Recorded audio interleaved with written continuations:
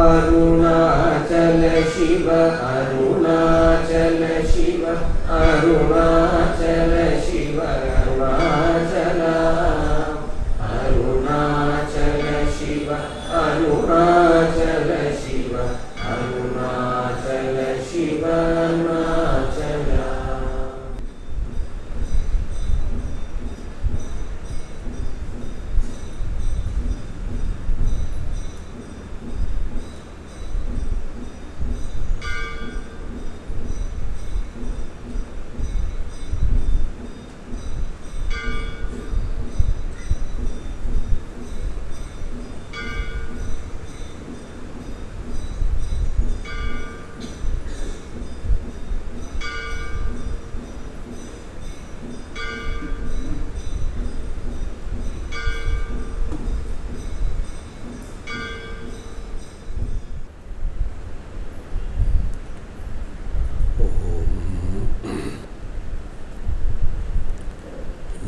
परमर्षिभ्यो नमः परमर्षिभ्यः.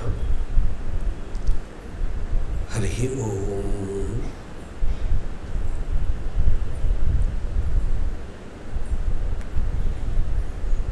यस्यान्तन्नादिमध्यं नहि करचरणं नामगोत्रं न सूत्रं नो जातिर्नैव वर्णा न भवति पुरुषो न नपुंसं न च स्त्री नाकारं नो विकारं न हि जनिमरणं नास्ति पुण्यं न पापं तत्त्वं नो तत्त्वमेकं सहजसमरसं सद्गुरुं तं नमामि. सदाशिवसमुद्भूतशुद्धज्ञानैकरूपिणीं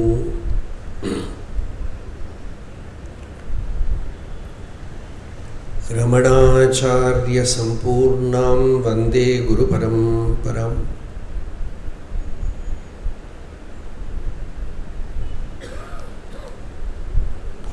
अपारसच्चित्सुखवारिराशेः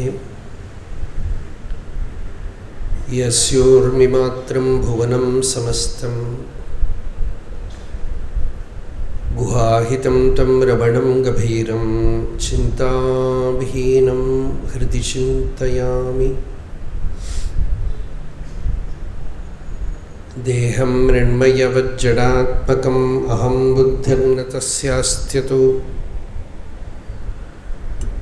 नाहं तत्तदभावसुप्तिसमये सिद्धात्मसद्भावतः कोहं भावयुतः कुतो वरधिया दृष्ट्वात्मनिष्ठात्मनां सोहं स्फूर्तितया अरुणाचलशिवः पूर्णो विभाति स्वयं. ഇന്നലെ നമ്മൾ ഏഴാമത്തെ പാട്ട് കണ്ടു. എട്ട് കണ്ടു അല്ലേ? ஊர்சுற்றுளம் விடாதுனை கண்டடங்கிட உன்னழகை காட்டன் அருணாச்சலம் ഇൻറിടും അന്നയിർപ്പെരിതരുൾ പുരിവോയ്. ഇത് പറഞ്ഞു. ഒരു അമ്മയേക്കാളും വലിയ കരുണയാണ് അരുണാചലേശ്വരൻ. എന്താണ് കരുണ എന്ന് വെച്ചാൽ ശ്രുതിമാത, ഉപനിഷത്താകുന്ന അമ്മ അഥവാ ജ്ഞാനമാകുന്ന അമ്മ നമുക്ക് നമ്മളുടെ സ്വരൂപത്തിനെ കാണിച്ചു തരും. മായ അതിനെ മാറ്റിക്കൊണ്ടേയിരിക്കണം, ഓർ ഏമാറ്റിക്കൊണ്ടേയിരിക്കണം. ഏമാറ്റി എന്ന് വെച്ചാൽ ഡിസീവ്, ചതിച്ചുകൊണ്ടിരിക്കുന്നു, രൂപം മാറ്റി കാണിച്ചു കൊണ്ടിരിക്കുന്നു. ഞാൻ ജനിച്ചിട്ടുണ്ട് ഒരു ഭ്രമം, പിന്നെ ഞാൻ ഈ ശരീരമാണ്, ഞാൻ പുരുഷനാണ്, ഞാൻ സ്ത്രീയാണ്, ഞാൻ കർമ്മം ചെയ്യുന്നു, ഞാൻ അനുഭവിക്കുന്നു. ഇതൊക്കെ ശുദ്ധ ചൈതന്യത്തിൽ ആരോപിച്ച് കണ്ടുകൊണ്ടിരിക്കുകയാണ്. ഇതാണ് ഉനയേ മാറ്റി. അതിൻ്റെ ഫലമായിട്ട് നമ്മൾ ഓടിക്കൊണ്ടേയിരിക്കണം ലൈഫ്. ഭ്രാന്തി നിൽക്കാതെ മരുമരീചിക ജലത്തിന് വേണ്ടി ഓടുക എന്ന് പറയും. മിറാഷ്. ദൂരത്തുനിന്ന് വെള്ളം കാണുന്നു, ഓടുന്നു. അവിടെ പോയാൽ വെള്ളമില്ല, തിരിച്ച് ഇങ്ങടേക്ക് ഓടുക. ഇങ്ങനെ ജീവിതം മുഴുവൻ ഓടുകയാണ്. പലതും ഇവിടെ കിട്ടും, അവിടെ കിട്ടും, അത് കിട്ടും, ഇത് കിട്ടും എന്ന് പറഞ്ഞ് പലതിലേക്കായിട്ട് ചലിച്ചു കൊണ്ടിരിക്കുകയാണ് നമ്മൾ. ഇവിടെ ഇത്തിരി കുഴിച്ചാൽ മതി, വെള്ളം കിട്ടും. ഭാഗവതം ആ മരുമരീചിക ദൃഷ്ടാന്തത്തിന് അല്പം വ്യത്യാസത്തോടുകൂടെ പറയണു. ദൂരത്തെവിടെയോ വെള്ളമില്ലാത്ത മരീചികയിലേക്ക് ഓടുന്നു, ഇവിടെ ഇത്തിരി പായൽ നീക്കിയാൽ വെള്ളം കിട്ടുന്ന അക്രൂര സ്തുതിയിൽ വരണ്ട ഈ കാശ്. ഇവിടെ ഇത്തിരി പായൽ ആവരണം നീക്കിയാൽ മതി, എന്നിൽ എൻ്റെ സ്വരൂപം എന്താണ് എന്ന് അറിഞ്ഞാൽ ഇവിടെ വെള്ളം കിട്ടും. ശാന്തിയുടെ തീർത്ഥം കിട്ടും, സമാധിയുടെ തീർത്ഥം കിട്ടും. അനുഭൂതി ഇവിടെ നമ്മളുടെ സ്വരൂപത്തിൽ തന്നെ ഉണ്ട്. അതിന് ശ്രമിക്കാതെ അത്ര സുലഭമായിട്ട് അത് സിദ്ധിച്ചിരിക്കുമ്പോൾ അതിനെ വിട്ടിട്ട് നമ്മൾക്ക് കിട്ടാത്തതും പണ്ടില്ലാത്തതും ഇനി കിട്ടാൻ ഒരു വഴിയില്ലാത്തതും ഇപ്പം കയ്യിലില്ലാത്തതുമായ വസ്തുവിൽ മോഹം മാത്രം വെച്ചുകൊണ്ട് ഓടി നടക്കുക. സംപ്രാപ്തം ന പുരാ ന സാമ്പ്രതി ന ച പ്രാപ്തൗ ദൃഢപ്രത്യയാൻ വാഞ്ചാമാത്ര പരിഗ്രഹാനപി പരം ത്യക്തും ന ശക്താഃ വയം. സംപ്രാപ്തം ന പുര, മുമ്പ് കിട്ടിയിട്ടില്ല. ന സാമ്പ്രതം, ഇപ്പോൾ ഇല്ല. ന പ്രാപ്തൗ ദൃഢപ്രത്യയാൻ, ഫ്യൂച്ചറിൽ ഇനി കിട്ടുമെന്ന് ഒന്നും ഉറപ്പില്ല. വാഞ്ചാമാത്ര പരിഗ്രഹാന്, ഉള്ളിൽ മനസ്സിൽ മാത്രമുള്ള ആഗ്രഹത്തിനെ വെച്ചുകൊണ്ട്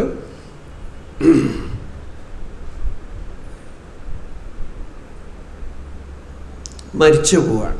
എന്തെങ്കിലും അല്പസ്വല്പ ആഗ്രഹം, ഒറ്റ ആഗ്രഹമേ ഉള്ളൂ. മരിക്കണ സമയത്ത് മുത്തശ്ശൻ പറയാണ്, ഈ വർഷത്തെ കടുകുമാങ്ങ കൂട്ടി ഊണ് കഴിച്ചില്ല, അത് മതി ഇങ്ങോട്ട് തിരിച്ചു വരാൻ. വാഞ്ചാമാത്ര പരിഗ്രഹാനഭിപരം ത്യക്തും ന ശക്താഃ. വെറും ആഗ്രഹത്തിലുള്ള അല്പസ്വല്പമായ സാധനങ്ങൾ കൊണ്ട് റിട്ടേൺ ടിക്കറ്റ് ബുക്ക് ചെയ്തിട്ടാണ് ഇവിടുന്ന് പോവുക. ത്യക്തും ന ശക്താഃ വയം. അതുകൊണ്ട് ഉൻ അഴകൈക്കാട്ട് എന്ന അരുണാചലേശ്വരനോട് പറയാണ്, ആത്മാവിൻ്റെ സൗന്ദര്യം എനിക്ക് കാണിച്ചു തരൂ, ആത്മാവിൽ സുഖം എനിക്ക് കാണിച്ചു തരൂ, ആത്മാവിൽ ശാശ്വത സ്ഥിതി എനിക്ക് പ്രകാശിപ്പിച്ചു തരും. എന്നുവെച്ചാൽ ഇതിൻ്റെ മർമ്മം, സൗന്ദര്യം ആത്മാവിൽ കാണണം, സുഖം ആത്മാവിൽ കാണണം, ശാശ്വതമായ സ്ഥിതി തന്നിൽ ആത്മാവിൽ കാണണം. ശാശ്വതമായ സ്ഥിതി തന്നിൽ കണ്ടു കഴിഞ്ഞാൽ രക്ഷയ്ക്ക് വേണ്ടി വെളിയിൽ എവിടെയും പോവില്ല. നോക്കൂ, ഭാഗവതത്തിൽ പരീക്ഷിത്ത്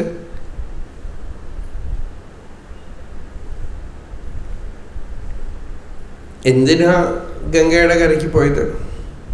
എല്ലാം ഇട്ടിട്ട് പോയത്. കാരണം എന്താ? ഇതാണ്, പാമ്പ് കടിക്കും അല്ലേ? നമ്മളെ കടിക്കില്ലേ? ഇന്നലെ പോലും ഇവിടെ ഒരു പാമ്പ് കണ്ടു. ഇനിയിപ്പോൾ പാമ്പ് കടിച്ചിട്ടില്ലെങ്കിൽ മരിക്കില്ല എന്നുണ്ടോ? പരീക്ഷത്തിന് 7ാമത്തെ ദിവസമേ പാമ്പ് കടിക്കും. തക്ഷകാക്യോ മൃത്യു എന്നാണ്. അത് പാമ്പല്ല, മൃത്യുവിന് ഒരു പേര്, അത്രയേ ഉള്ളൂ. അതാണ് പരീക്ഷിത്ത് പറഞ്ഞത്, തക്ഷകൻ മുതലായ മൃത്യുവിനെ ഞാൻ ഭയപ്പെടുന്നില്ല. തക്ഷകൻ മാത്രമല്ല, വ്യാധി, പലവിധ കഷ്ടങ്ങൾ, ബുദ്ധിമുട്ടുകൾ, ഇതൊക്കെയാണ് മൃത്യുവിൻ്റെ പരമ്പര. ഇപ്പോൾ കുറച്ച് നേരം മുമ്പ് ഒരു ഡോക്ടർ വന്നിട്ട് പറഞ്ഞു, അദ്ദേഹം ഇവിടെ വന്നിട്ടുണ്ടോ എന്നറിയില്ല, അദ്ദേഹം പറഞ്ഞു, സ്വാമി ഒരു ഭാഗവതമൊക്കെ നല്ലവണ്ണം പഠിച്ചിട്ടുണ്ട് അദ്ദേഹം. അപ്പോൾ പറയാണ്, അന്തേ നാരായണ സ്മൃതി എന്ന് ഭാഗവതം പറയണു. But as A doctor I feel it is almost impossible. ആ സമയത്ത് ഈശ്വരസ്മരണ, ആ വ്യാധിയും കഷ്ടങ്ങളും ദുഃഖങ്ങളും ഒക്കെ ആയിട്ട് അവിടെ സ്മരണം. അപ്പോൾ പറഞ്ഞ എന്താ, അതാണ് ഈശ്വരൻ്റെ കൃപ. അന്തേ നാരായണ സ്മൃതി എന്ന് വെച്ചാൽ മരിക്കുമ്പോൾ മാത്രമല്ല, ഓരോ ക്ഷണത്തിലും തസ്യാഹം സുലഭ പാർത്ഥ നിത്യയുക്തസ്യ യോഗിന. അക്ഷരമണമാലയിലും അതേ പ്രാർത്ഥനയുണ്ട്. വിട്ടിടിർ കഷ്ടമാം വിട്ടിടാത് ഉനൈ ഉയർ വിട്ടിട അരുൾപുരി അരുണാചല. മറന്നു കളഞ്ഞാൽ വലിയ ബുദ്ധിമുട്ടാണ്. അതുകൊണ്ട് മറക്കാതെ ശരീരം വിടാൻ, മരിക്കാൻ എനിക്ക് അനുഗ്രഹം തരൂ. അപ്പോൾ മറക്കാതെ മരിക്കുക എന്ന് വെച്ചാൽ മരിക്കുമ്പോഴല്ല, ജീവിച്ചിരിക്കുമ്പോൾ തന്നെ മറക്കാതെ മരിക്കണം. ഓമിത്യേകാക്ഷരം ബ്രഹ്മ വ്യാഹരൻ മാം അനുസ്മരൻ യഹ് പ്രയാതി ത്യജൻ ദേഹം. ഇത് മരിക്കുമ്പോൾ ചെയ്യേണ്ടതല്ല, ഇപ്പം ചെയ്യേണ്ടതാണ്. ഭഗവൻ നാമം ജപിച്ചുകൊണ്ടോ പ്രണവം ജപിച്ചുകൊണ്ടോ ദേഹത്തിനെ വിട്ടിട്ട്, ഈ ദേഹം ഞാനല്ല എന്ന് വിട്ടിട്ട് ആത്മധ്യാനം ചെയ്യാം, സ്വരൂപധ്യാനം ചെയ്യാം, കുറച്ച് കുറച്ച് അഭ്യസിക്കുക. അപ്പോൾ അത് എത്ര കണ്ട് സിദ്ധിച്ചോ അത്ര വലിയ ലാഭം. അപ്പോൾ മൃത്യുസമയത്തുള്ള സ്മരണ എന്നൊക്കെ പറയണത് നമ്മളുടെ കയ്യിലില്ല. നമ്മളുടെ ഹൃദയം സ്പർശിച്ച് ഒരു പ്രാവശ്യമെങ്കിലും സ്മരിച്ചിട്ടുണ്ടെങ്കിൽ ആ സമയത്ത് വരും.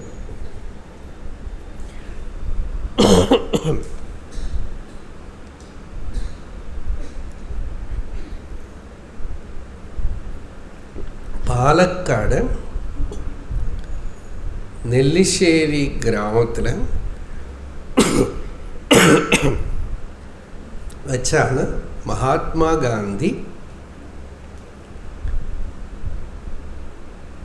കാഞ്ചി പരമാചാര്യർ ചന്ദ്രശേഖരേന്ദ്ര സരസ്വതി സ്വാമിയെ കണ്ടത്.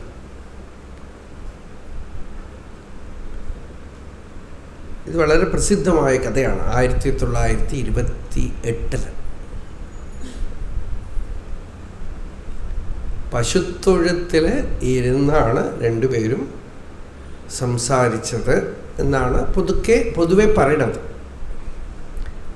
പക്ഷെ അത് തൊഴുത്തായിരുന്നില്ല, അവിടെ പശുവിനെ കെട്ടി എന്നുള്ളത് വാസ്തവമാണ്. അത് വേറെ എന്തോ കാരണം. അവിടെ ഇരുന്നാണ് ഈ സംവാദം ചെയ്തത്.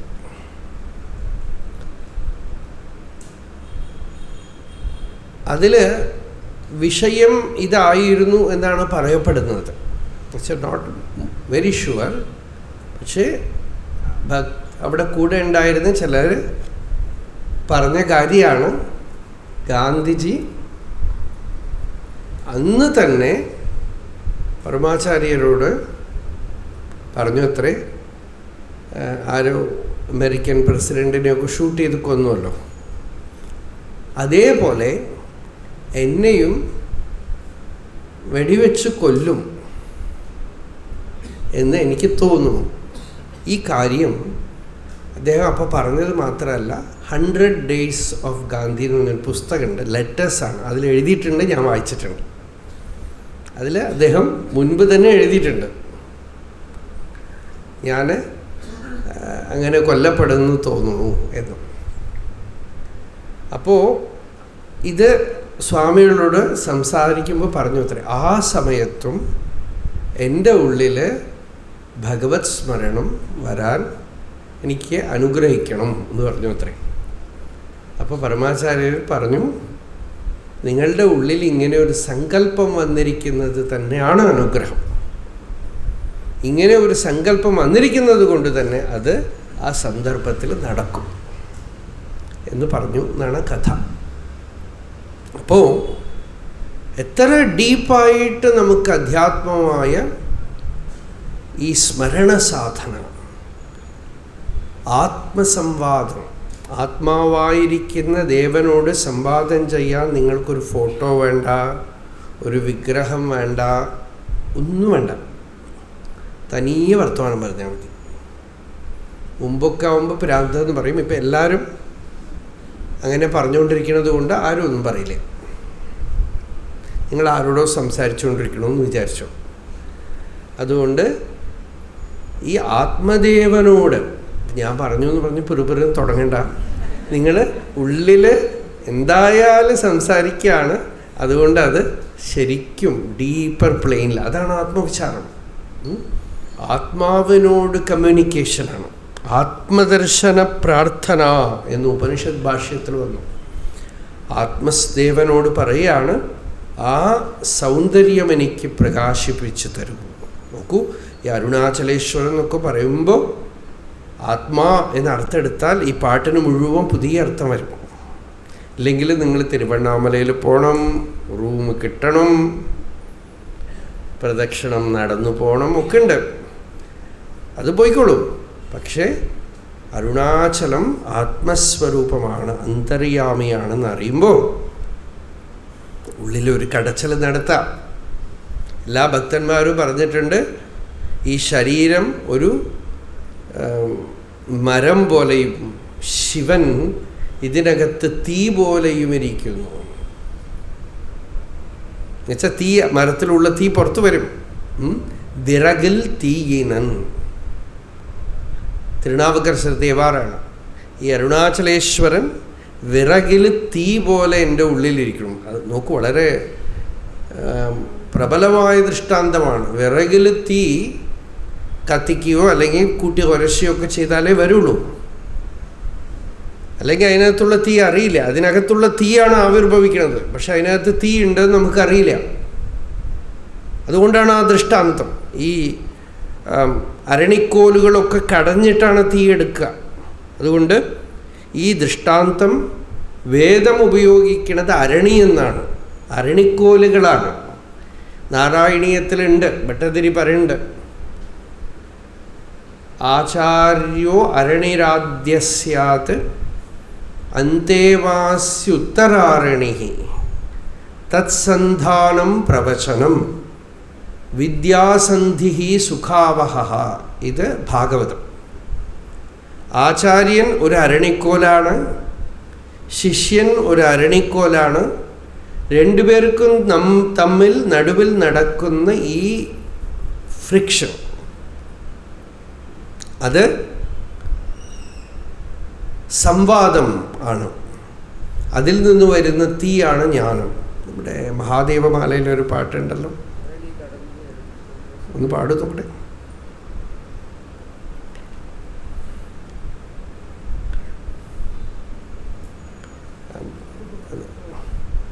തിരിച്ച്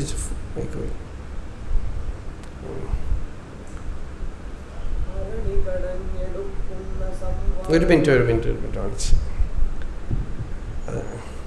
അരണികടഞ്ഞെടുക്കുന്ന സംവാദത്തി അതുവായി അറിവുമായി നിലയെല്ലാം കടന്നു പരിനാലായി നിന്ന ശിവമായി ശിവയോഗത്തരൂമായി ഫലമായി വേദാന്ത സിദ്ധാന്തത്തിൻ സാരമതായ ആത്മാവായ ഹമായെന്നും പരവ്യോമമാളികയിൽ വിളങ്ങുമേക പരശിവത്തിൻ വൈഭവമേ വിമലനേ. അരണിക്കടഞ്ഞെടുക്കുന്ന സംവാദത്തീയ്, ഇതാണ് വൈദികമായ സംജ്ഞ. അരണിയാണ്. ഇത് നാരായണീയത്തിലുണ്ട്. ആചാര്യാഖ്യ അധരസ്ഥാരണി സമനുമിളത് ശിഷ്യസംജ്ഞോത്തരാരണ്യാവേധോദ്ഭാസിതേന സ്ഫുടതര പരിബോധാഗ്നിനാ ദഹ്യമാനേ.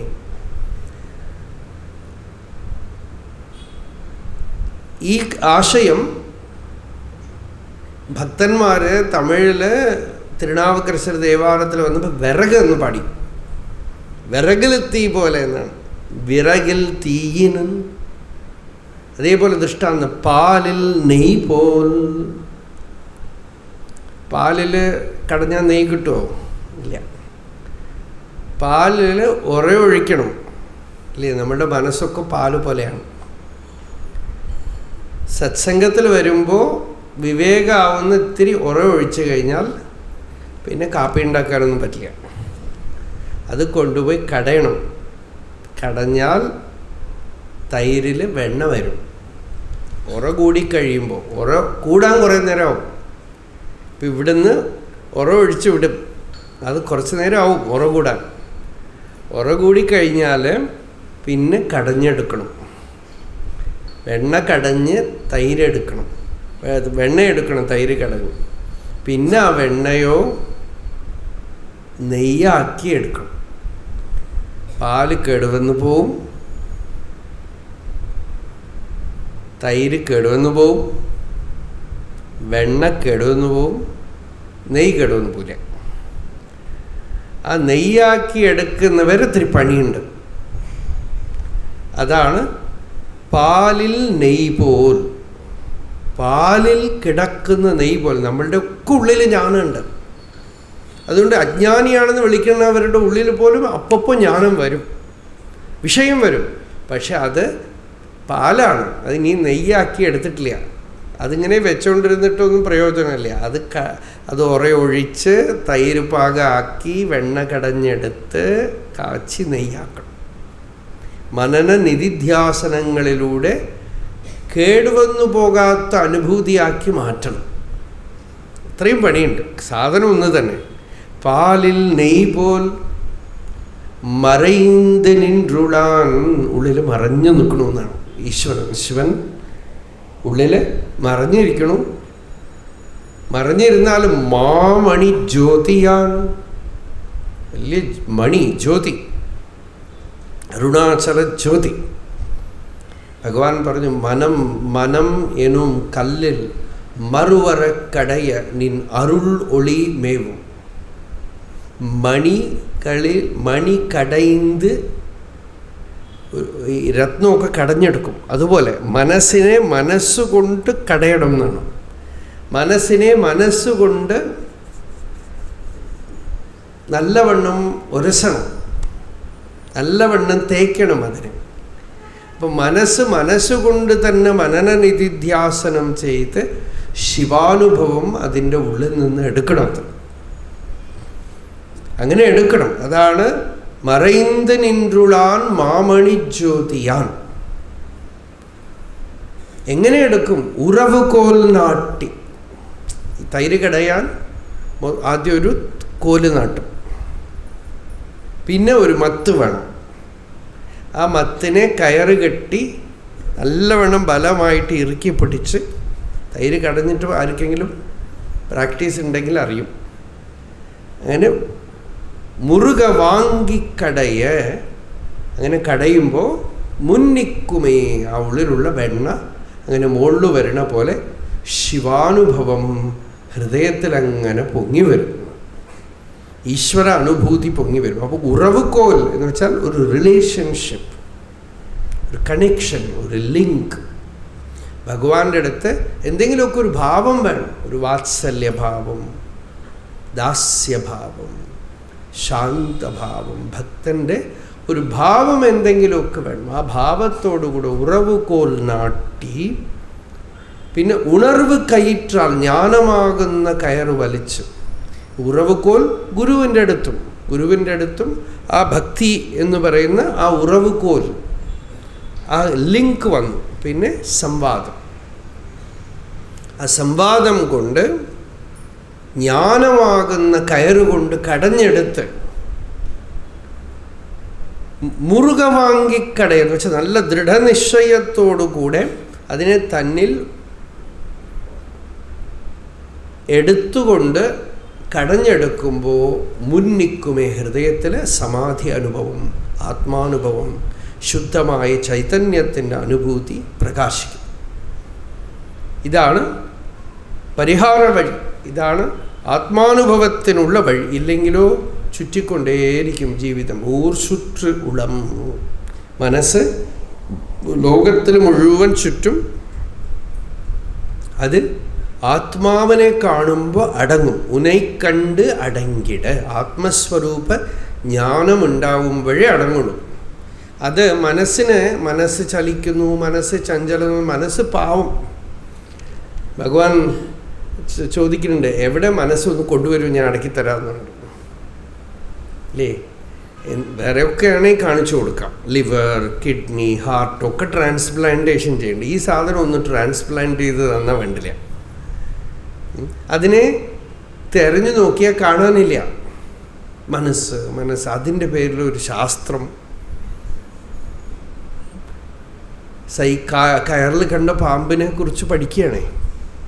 ആ പാമ്പിന് എത്ര നീളമുണ്ട്, ആ പാമ്പ് മൂർഖനാണോ നീർക്കോലിയാണോ, വലിയ വലിയ ഡിസ്കഷൻ. പാമ്പേ ഇല്ല, അതാണ് അതിൻ്റെ മർമ്മം. എങ്കിലും അതിനെക്കുറിച്ച് ഇത്രയധികം ചർച്ച. ഇതാണ്. അപ്പോൾ മനസ്സ് ഇത്ര ബുദ്ധിമുട്ടിക്കുന്നുണ്ടല്ലോ സ്വാമി. ഇല്ല എന്ന് പറഞ്ഞാൽ പറ്റുമോ? എന്ത് ചെയ്യാം? കയറിൽ പാമ്പ്, കുറ്റിയിൽ പ്രേതം.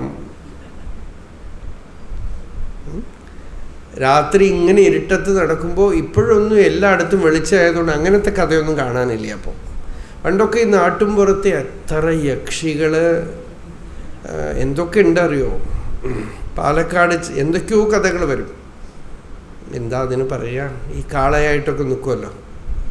എന്താ ഒടിയൻ. ഇതൊക്കെ ഞങ്ങളുടെ ഒടിയൻ കാളയായിട്ട് മാത്രമല്ല, ഈ തടമ്പായിട്ട് വരമ്പായിട്ടൊക്കെ കിടക്കുന്നതാണ് കഥ. അങ്ങനെ കിടക്കും എന്നൊക്കെ പറയും. അപ്പോൾ യക്ഷിയൊക്കെ എപ്പോഴും വിളിക്കും, വെറ്റൽ ചോദിക്കും, ചുണ്ണാമ്പ് ചോദിക്കും, ഒക്കെ കഥ പറയും. അല്ലേ? ഇത് നമ്മൾ അവസാനം ടോർച്ച് എടുത്തുകൊണ്ട് അവിടെ പോയി നോക്കാൻ ആരും ധൈര്യപ്പെടില്ല. പോയി നോക്കിയാലുണ്ടല്ലോ ഒരു കുറ്റി, ആ കുറ്റിയിൽ ഒരു വെള്ള പ്ലാസ്റ്റിക് കടലാസ്, അതിങ്ങനെ കാറ്റിലിങ്ങനെ ആടിക്കൊണ്ടിരുന്നാൽ യക്ഷിയായി. ഇങ്ങനെയൊക്കെയാണ് ഈ കഥകളുണ്ടാവുക. പല പല കഥകൾ ഉണ്ടാവുന്നത് ഇങ്ങനെയാണ്. അപ്പോൾ ഇത് അന്വേഷിക്കുന്നവരെ ഈ ഭ്രമം തുടരും. പരമാർത്ഥമായി അന്വേഷിച്ചു കഴിഞ്ഞാൽ ഇവിടെ ഒരു ആത്മവസ്തുവല്ലാതെ മറ്റൊന്നുമില്ല. യാതൊന്നു കാൺപതതു നാരായണ പ്രതിമ, യാതൊന്നു കേൾപ്പതതു നാരായണ ശ്രുതികൾ, യാതൊന്നു ചെയ്വതതു നാരായണാർച്ചനകൾ, യാതൊന്നിതൊക്കെ ഹരിനാരായണായ നമ. ഒന്നായ നിന്ന ഇഹ രണ്ടെന്നു കണ്ടളവിലുണ്ടായൊരിണ്ടൽ ബതമിണ്ടാവതല്ല മമ. ഒന്നായ വസ്തുവിനെ രണ്ടെന്ന് കണ്ടപ്പോൾ ഒരു ഇണ്ടൽ എന്ന് വെച്ചാൽ മണ്ടത്തരം എന്നർത്ഥം. മൂഢമതേ എന്ന് വെച്ചു. പറയാൻ കൊള്ളില്ല കേട്ടോ എന്നാ പറയണേ. പറയാൻ കൊള്ളില്ല, ആരോടും പറയാൻ പാടില്ല, അത്രയ്ക്ക് മോശമായിപ്പോയി എന്നാണ്. ബതമിണ്ടാവതല്ല മമ. പണ്ടേ കണക്കെ വരുവാൻ. പണ്ടേ കണക്കെ എന്ന് വെച്ചാൽ ആത്മാവാ ഇതമഗ്ര ആസീത്. ഭാഗവതത്തിൽ ഭഗവാൻ പറഞ്ഞു, ഞാൻ മാത്രമേ ഇവിടെ ഉണ്ടായിരുന്നുള്ളൂ. അതാണ് പണ്ടേ കണക്ക്. രണ്ടാമതൊരു വസ്തു ഇല്ല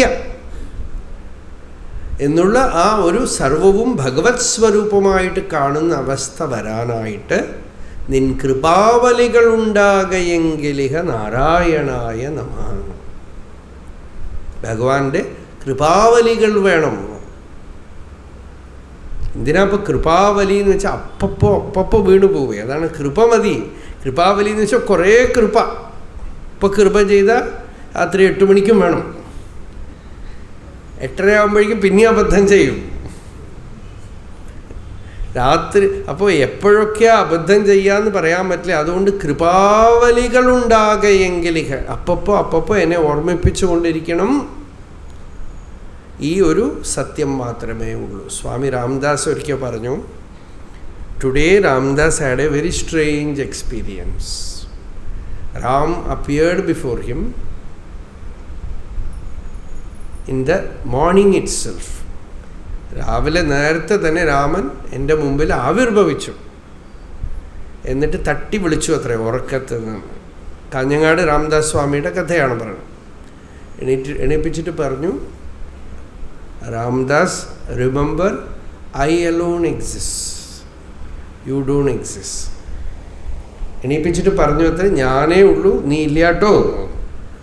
അപ്പോൾ രാമദാസ് സ്വാമി പറഞ്ഞു, when did I say I exist? I know you only exist. നീ മാത്രമേ ഉള്ളൂ. ഇപ്പോൾ ഞാൻ അല്ല പറഞ്ഞു ഇത്രയേ ഉള്ളൂ എന്ന്. അത് കഴിഞ്ഞ് പല്ല് തേക്കാൻ പോകുമ്പോൾ പിന്നാലെ ഒന്ന് വിളിച്ചു അത്രേ, ഓർമ്മ വെച്ചോളൂ, ഞാൻ മാത്രമേ ഉള്ളൂ, പല്ലുണ്ട്, ബ്രഷ് ഉണ്ട്, പേസ്റ്റ് ഉണ്ട് എന്നൊന്നും വിചാരിക്കേണ്ട. അദ്ദേഹത്തിന് പല്ലുണ്ടായിരുന്നില്ല. ഞാൻ മാത്രമേ ഉള്ളൂ കേട്ടോ, മറക്കണ്ടെന്ന് പറഞ്ഞു. അത് കഴിഞ്ഞ് കുളിക്കാൻ പോകുമ്പോൾ ഇങ്ങനെ തുടർന്ന് നച്ചെന്ന് പറഞ്ഞു. ഊണ് കഴിക്കുമ്പോൾ ഉച്ചയ്ക്ക് രാത്രി വരയ്ക്കും രാമൻ ഇങ്ങനെ പുറകെ നടന്നു അത്രേ. ഞാൻ മാത്രമേ ഉള്ളൂ, വേറെ ഒന്നുമില്ല. രാത്രി ഉറങ്ങാൻ കിടക്കുമ്പോൾ വന്ന് വിളിച്ചു അത്രേ. വിളിച്ചിട്ട് പറഞ്ഞിട്ട് രാംദാസ് റിമെമ്പർ എന്ന് പറഞ്ഞ് തുടങ്ങിയത്രേ. അപ്പോൾ പറഞ്ഞു, രാമദാസ് സ്വാമി പറഞ്ഞു, എൻ്റെ അടുത്ത് കുറച്ച് ഈ പെപ്പർമെൻറ്റ് ഉണ്ടായിരുന്നു, ഒരു മിഠായിണ്ട്. ഞാനത് എടുത്തിട്ട് രാമൻ്റെ വായിലിട്ടു. അവൻ ചവച്ചുകൊണ്ടേ ഇരിക്കുമ്പോൾ ഞാൻ ഉറങ്ങിപ്പോയിരുന്നു. കഥയുടെ ക്ലൈമാക്സ് അതല്ല. അപ്പോൾ ഒരു ഭക്തൻ ചോദിച്ചു, how did you put the chocolate peppermint in Ram's mouth? അപ്പോൾ രാമദാസ് സ്വാമി പറഞ്ഞു, Ramadas put it in his own mouth. അഭേദഭാവമാണ്.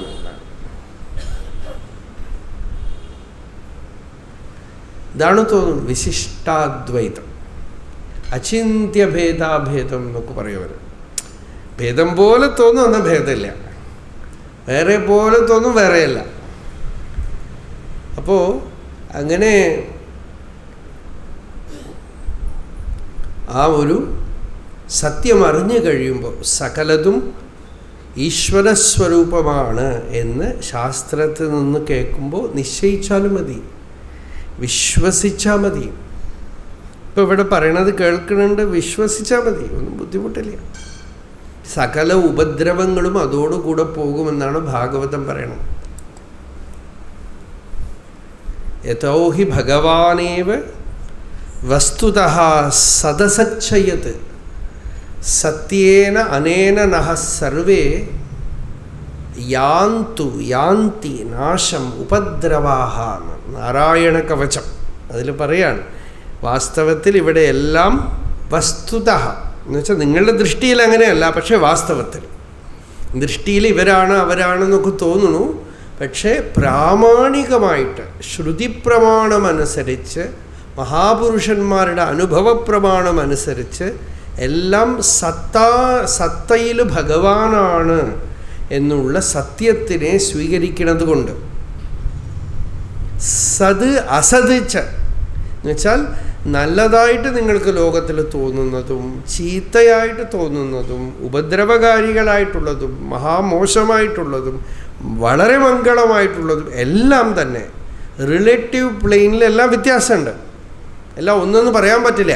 പക്ഷേ വാസ്തവത്തിൽ അത് തന്നെ എന്നുള്ളത് കൊണ്ട്, ഈ സത്യത്തിനെ സ്വീകരിക്കുന്നത് കൊണ്ട്, അപ്പം എന്താണെന്ന് വെച്ചാൽ ഉള്ളിൻ്റെ ഉള്ളിൽ പ്രോബ്ലം സോൾവ് ആവും. റിലേറ്റീവായിട്ട് വ്യത്യാസമൊക്കെ ഉണ്ടാവും, പക്ഷെ ഉള്ളിൽ നമുക്കൊരു ചോദ്യം ഉണ്ടാവും, ഇവരൊക്കെ എന്തിനാ അങ്ങനെ ചെയ്യണം, ഇവരെന്താ ഇങ്ങനെ, ഹിരണ്യകശിപു ഹിരണ്യാക്ഷൻ ഭാഗവതം കേട്ടാൽ ആർക്കാ ദേഷ്യം വരാത്ത? എല്ലാവർക്കും ദേഷ്യം വരും ഇല്ലേ? ഹിരണ്യകശിപുവിനെ എല്ലാവർക്കും വെറുപ്പ് തോന്നും, പക്ഷെ വെറുക്കാനേ പറ്റില്ല. എന്താണെന്ന് വെച്ചാൽ ഭഗവാന്റെ പാർഷദനാണ്. 3 ജന്മത്തിൽ തിരിച്ചുപോയി, ഈ കഥയൊക്കെ പുറകെ പറയണ്ട്. 3 ജന്മം കൊണ്ട് തിരിച്ചുപോയി. നമ്മൾ കിടക്കണു ഇതാ 30,000-ഓ 30 ലക്ഷമോ ആയിക്കഴിഞ്ഞു. ബ്രഹ്മാവേ നമ്മളെ കണ്ട സാർന്നാണ് വിളിക്കുക. എന്താണെന്ന് വെച്ചാൽ ഒരുമാതിരി വയസ്സൊക്കെ സമം. അപ്പോൾ തുടങ്ങിയതാണേ, ആരംഭത്തിൽ പുറപ്പെട്ടതാണ്, അവിടുന്ന് തിരിച്ചെത്തിയിട്ടേ ഇല്ല. അപ്പം അങ്ങനെ ഇരിക്കുമ്പോൾ ഹിരണ്യകശിപുവിനെ എങ്ങനെ കുറ്റം പറയും? 3 ജന്മം കൊണ്ട് ശണ്ട കൂടിയിട്ടാണെങ്കിൽ തിരിച്ചുപോയി. പിന്നെ ഭാഗവതത്തിൽ നാരദൻ പറയണത് അവരൊക്കെ സമാധിയിലായിരുന്നു എന്നാണ് പറയണത്. ഒരു മിസ്റ്ററി. അപ്പോൾ അതൊരു വലിയ മിസ്റ്ററിയാണ്. അതായത് സംരംഭ സമൃദ്ധ സമാധി അനുബദ്ധ യോഗവും. വെറുപ്പ് എന്നുള്ളൊരു ഭാവത്തിനെ ആശ്രയിച്ച് ഇൻറ്റൻസ് ധ്യാനം ഭഗവാന്റെ അടുത്ത്. അപ്പോൾ സമാധിയായിരുന്നു അത്ര ഇവർക്ക്. അപ്പോൾ പുറമേക്ക് നമുക്ക് കുറ്റം പറയാം, പക്ഷെ അകമേക്ക് അറിയുമ്പോൾ എന്താ, അവരോട് വെറുപ്പൊന്നും ഉണ്ടാവാൻ പറ്റില്ല. നമുക്ക് വെറുപ്പൊന്നും സാധിക്കില്ല. എന്താണെന്ന് വെച്ചാൽ അവരും ആത്മാവാണ്, അവരും ഭഗവത് സ്വരൂപം തന്നെ എന്നറിയുമ്പോൾ എങ്ങനെ വെറുക്കും? വ്യവഹാരത്തിൽ എങ്ങനെ വേണമെങ്കിൽ ഡീൽ ചെയ്യാം, പക്ഷെ ഉള്ളിൻ്റെ ഉള്ളിൽ അതും ചൈതന്യമാണെന്ന് അറിയുമ്പോൾ നമുക്ക് വെറുക്കാൻ ആരുമില്ല. അദ്വേഷ്ട സർവഭൂതാനാം, ഈ ലക്ഷണം തനിയെ വന്നു പോകും. ഒരാളോടും വെറുപ്പില്ല. മൈത്ര, സാധിക്കുന്ന സ്ഥലത്തൊക്കെ മൈത്രീഭാവം. കരുണയെ വച്ച, എവിടെയെങ്കിലുമൊക്കെ നമുക്ക് ദുഃഖമൊക്കെ കാണുമ്പോൾ കാരുണ്യം, ഇതൊക്കെ തനിയെ വരും. കരുണ എന്ന് പറയുന്നത് ഡൈനാമിക് മൈത്രീഭാവമാണ്. ചിലർക്ക് ഫ്രണ്ട്ഷിപ്പൊക്കെ ഉണ്ട്, എങ്ങനെ ഇരിക്കണു എന്ന് പറഞ്ഞിട്ട് പോവും, നമസ്കാരം എന്ന് പറഞ്ഞിട്ട് പോവും. ചിലരങ്ങനെയല്ല അല്ലേ. ഇപ്പോൾ ഒരു വെള്ളത്തിൽ കിടക്കുന്ന ആൾ രക്ഷിക്കൂ രക്ഷിക്കൂ നിലവിളിക്കുമ്പോൾ നമസ്കാരം എന്ന് പറഞ്ഞിട്ട് പോകും, ചാടി രക്ഷിക്കാൻ ശ്രമിക്കുന്നു. അപ്പോൾ അത് കരുണയാണ്. കരുണയെ വച്ച നിർമ്മമോ നിരഹങ്കാര, മമതയും അഹന്തയുമില്ല, എൻ്റെ ഞാൻ എന്നുള്ളതില്ല. അതൊക്കെ ഭക്തിയുടെ ലക്ഷണങ്ങളായിട്ട് പറഞ്ഞു. അപ്പോൾ ഇതൊക്കെ സഹജമായിട്ട് തന്നെ വന്നു പോകും. എല്ലാം ആ ഒരു വസ്തുവാണ്, ആത്മാവാണ് എന്നറിയുമ്പോൾ അന്യം ഇല്ലാത്ത അനന്യഭാവം വരുമ്പോൾ മനസ്സിന് പിന്നെ ചെല്ലാനിടമില്ല. അപ്പോൾ യാതിനാശം ഉപദ്രവാഹ, സകല ഉപദ്രവങ്ങളും ഇല്ലാതായിട്ട് തീരുന്നതാണ്. ഉപദ്രവം എന്താണെന്ന് വെച്ചാൽ അന്യത്തിനെ കാണുന്നതാണ് ഉപദ്രവം. അതുണ്ട് ഇതുണ്ട് എന്നൊക്കെ തോന്നുമ്പോൾ തന്നെ ഉപദ്രവമാണ്. അവനാണ് ഇവനാണെന്നൊക്കെ തോന്നും. അവനിവനെന്ന്, അവനിയിൽ ആദിമമായൊരാത്മരൂപം. അവനിവനെന്ന് പറയുന്നതൊക്കെ അവനിയിൽ ആദിമമായൊരാത്മരൂപം. ഒരാത്മരൂപമേ ഉള്ളൂ. അതിനെയാണ് നമ്മൾ അവനെന്നും ഇവനെന്നും അതെന്നും ഇതെന്നും ഒക്കെ പറഞ്ഞ് വിളിക്കണത്. സത്യം അറിഞ്ഞു കഴിയുമ്പോൾ മത്പ്രാണനും പരനുമൊന്നെന്നുറപ്പവർക്ക് തത്പ്രാണദേഹവും അനിത്യം കളത്രധരം. സ്വപ്നാദിയിൽ പലത് കണ്ടിട്ടുണർന്നവനോടൊപ്പം ഗ്രഹിക്ക ഹരിനാരായണായ. ഗംഭീര ശ്ലോകമാണ്. തൻ്റെ ശരീരവും തൻ്റെ പ്രാണനും തൻ്റെ ഭാര്യാപുത്രനും ഇതൊക്കെ സ്വപ്നം പോലെ അങ്ങോട്ട് വിട്ടുണർന്നു കഴിയുമ്പോൾ ഒരു ആത്മവസ്തുവേ ഉള്ളൂ, അത് ഈശ്വരൻ തന്നെയാണ്, അന്യമായ ഒന്നുമില്ല എന്നുള്ള ദൃഢാനുഭവം വരുമ്പോൾ ചിത്തം പിന്നെ എങ്ങടെ അലയും, എവിടെ അലയും? അലയാനും പോവാനും ഒക്കെ എന്തെങ്കിലുമൊക്കെ സ്ഥലം വേണ്ടേ? സകലതും ഭഗവത് സ്വരൂപമായിട്ട് തീർന്നു കഴിയുമ്പോൾ ത്യജിക്കാൻ എന്തുണ്ട്? എടുക്കാൻ എന്തുണ്ട്? ചിലരൊക്കെ നമ്മളോട് ചോദിക്കും, സ്വാമി സന്യാസം എടുത്തുവല്ലോ, എന്തിനാ ഇപ്പോൾ ഇതൊക്കെ കഴിഞ്ഞ് ത്യജിച്ചു എന്ന് ആര് പറഞ്ഞു? ത്യജിക്കാൻ എന്തുണ്ട് ഇവിടെ? സകലതും ആത്മസ്വരൂപമാണെന്നുള്ള അറിവാണ് സന്യാസം. ഇവിടെ ഒന്നും ത്യജിക്കാനില്ല, ഒന്നും മാറ്റിമറിക്കാനില്ല, ഒന്നുമില്ല. ത്യാഗത്തിൻ്റെ സ്വരൂപം തന്നെ അദ്വൈതജ്ഞാനമാണ്. ഏകമേവ അദ്വിതീയം, ഈ അറിവാണ്. അപ്പോൾ ഒരാളോടും വെറുപ്പില്ല, ഒരാളോടും ദേഷ്യമില്ല, ഒരു വിധത്തിലും നമുക്ക് ജീവിത അനുഭവങ്ങളിൽ ഒരിടത്തും നമുക്ക് കംപ്ലൈൻ്റ് ഇല്ല. കാരണം എല്ലാം ആ ഒരു ആദിമമായ ഒരു സ്വർണം കൊണ്ടുണ്ടാക്കിയിട്ടുള്ള ആഭരണങ്ങളാണ്. നമ്മളും അതെ, നമ്മൾ കാണപ്പെടുന്ന വസ്തുക്കളും അതെ, ഒക്കെ അത് തന്നെ എന്നറിയുമ്പോൾ എന്തിനോട് വെറുപ്പ്, എന്തിനെക്കുറിച്ചുള്ള കംപ്ലൈൻറ്റ്, എവിടെ രാഗദ്വേഷം, ഒന്നുമില്ല. അപ്പോൾ ചിത്തം എവിടെ ചുറ്റും അലയും? ചിത്തം തന്നെ എവിടെ? മനസ്സ് തന്നെ എവിടെ? അപ്പോൾ മനസ്സെന്ന് പറഞ്ഞ് നമ്മൾ വിളിക്കണതും അത് തന്നെയാണ്. ഇങ്ങനെ അലയുന്നുണ്ടല്ലോ, അത് തന്നെ. അത് ആ മനസ്സും അത് തന്നെ, സ്വപ്നവും അത് തന്നെ. ഇതൊക്കെ നോക്കൂ, ഇതൊരു സാമർഥ്യമായിട്ട് ചതുരമായിട്ട് പറയലല്ല. ഇതൊക്കെ അത് തന്നെ എന്നുള്ള തത്വനിശ്ചയം വരുമ്പോൾ അത്യദ്ഭുതമായ ഒരു ശാന്തി ഉള്ളിൽ വരും. ഈ ഉണ്ടെന്ന് പറഞ്ഞല്ലോ, അത് ഉള്ളിൽ നിന്ന് പോകും. കംപ്ലൈൻ്റൊക്കെ പോയി. അത്യദ്ഭുതമായ ഒരു ശാന്തി ഇതിനോട് കൂടെ ഉള്ളിൽ വരും. അതാണ് നമ്മൾ അന്വേഷിക്കുന്നതെന്നല്ലാതെ ആരെങ്കിലും ചോദിച്ചാൽ പറയാനുള്ള ഉത്തരമല്ല. നമുക്ക് ആരെങ്കിലുമൊക്കെ ചോദിക്കുമ്പോൾ സമർത്ഥമായിട്ട് ഉത്തരം പറയാം. മറ്റുള്ളവരെ പറ്റിക്കാം. നമ്മളെങ്ങനെ പറ്റിക്കും? നമ്മളുടെ ഹൃദയത്തിന് നമ്മളെങ്ങനെ പറ്റിക്കും? നമുക്ക് ഇവിടെയാണ് പ്രശ്നം. ഇവിടെ എല്ലാം തീരണം. ഇവിടെ നമുക്ക് ശാന്തി വേണം. ഊർശുറ്റുളം വിടാതുനെ കണ്ട് അടങ്ങിട. അതാണ് നമ്മുടെ ലക്ഷ്യം. ഈ ചിത്തം അടങ്ങിട. ചിത്തം അടങ്ങണം. ചിത്തം എങ്ങനെ അടങ്ങും? ആ ധ്യാനം കൊണ്ട് അടങ്ങും. അതൊരു ഉപായമാണ്. ധ്യാനിക്കുമ്പോൾ അടങ്ങും, ധ്യാനിച്ചില്ലെങ്കിൽ എഴുന്നേൽക്കും എന്ന് പറഞ്ഞാൽ പരിഹാരമായില്ല. ധ്യാനിക്കുമ്പോൾ അടങ്ങിയിരിക്കും. ധ്യാനം വിട്ട് കഴിഞ്ഞാൽ അത് പിന്നെയും വികൃതി തുടങ്ങുമെങ്കിൽ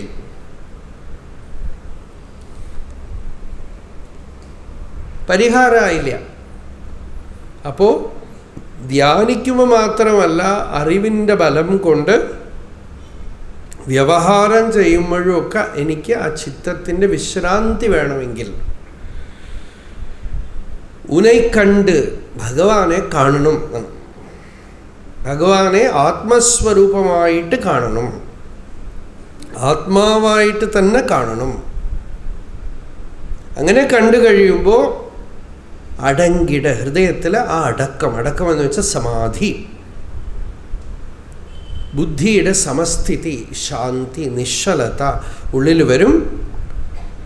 അങ്ങനെ വരാനായിട്ട്, അങ്ങനെ സ്വയമേവ ഈ ചിത്തം ഹൃദയത്തിൽ പോയി അടങ്ങണമെങ്കിൽ ആത്മസ്വരൂപത്തിൻ്റെ അഴക് എന്ന് വെച്ചാൽ സൗന്ദര്യം എന്ന് വെച്ചാൽ എന്താ? അതിൻ്റെ വൈഭവം, അതിൻ്റെ കൃപാശക്തി എന്നർത്ഥം. ആ കൃപാശക്തിയെ എനിക്ക് പ്രകാശിപ്പിച്ചു തരൂ. ഇത് തന്നെയാണ് ഗായത്രിയിലൊക്കെ ദിയോ യോന പ്രചോദയാത്.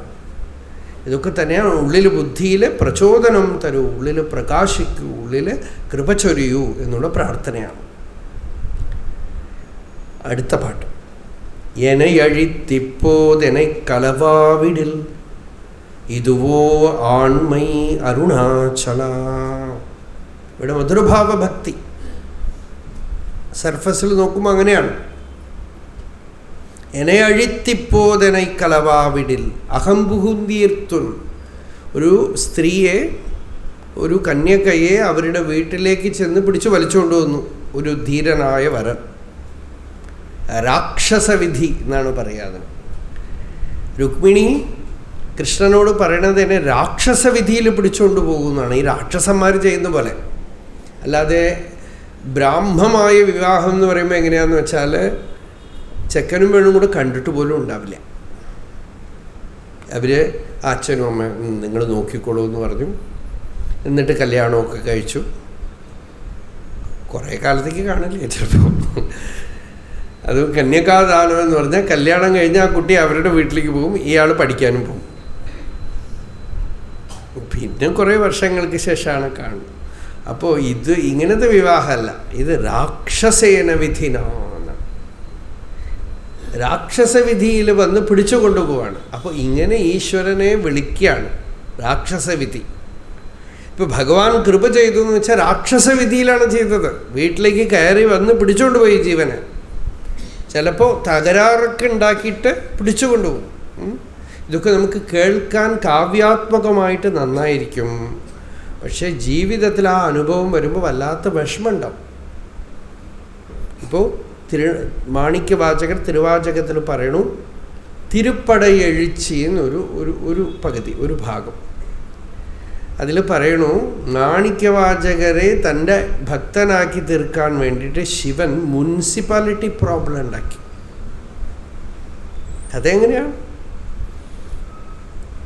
കഥ മുമ്പ് പറഞ്ഞിട്ടുണ്ട്. കുതിര വാങ്ങിക്കാൻ പോയ മന്ത്രിയാണ്, രാജാവിൻ്റെ ഗവൺമെൻറ് ഓഫീസറാണ്, റെസ്പോൺസിബിൾ പൊസിഷൻ. ഒരുപാട് പണം കൊടുത്ത് ആ രാജാവ് അരിമർദ്ദന പാണ്ഡ്യൻ ഈ ബ്രഹ്മരായൻ എന്ന് പറയുന്ന ഈ അമാത്യ ബ്രാഹ്മണൻ അയാളെ കുതിര വാങ്ങിക്കാനായി, അറബിക്കുതിര വാങ്ങിക്കാനായിട്ട് അയച്ചു കടൽക്കരയിലേക്ക്, തൂത്തുക്കുടിയിലേക്ക് ആണെന്ന് തോന്നുന്നു. അപ്പോൾ പോണ വഴിയിൽ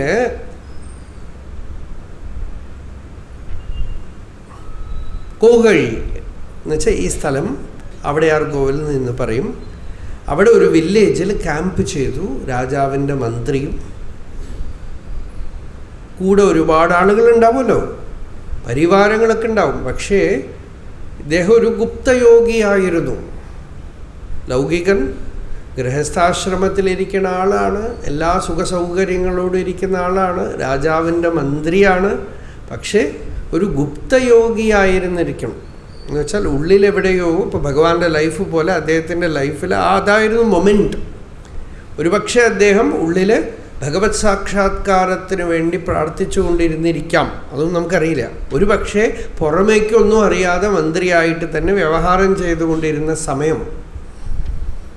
അങ്ങനെ ഇരിക്കുമ്പോൾ അവിടെയുള്ള ആളുകൾ പറഞ്ഞു, ഞങ്ങളുടെ ഗ്രാമത്തിൽ ഇവിടെ അടുത്ത് ഒരു ഗുരുവുണ്ട്, ആ ഗുരുവും കുറേ ശിഷ്യന്മാരും ഉണ്ട്,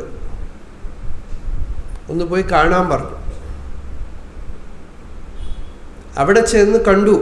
കണ്ടപ്പോൾ മാണിക്യവാചകർ കാണുന്നത് സാക്ഷാത് ദക്ഷിണാമൂർത്തിയാണ്. തിരുവാചകത്തിൽ പറയണു, ശിവൻ അവൻ എന തേരിനൻ കാണുക.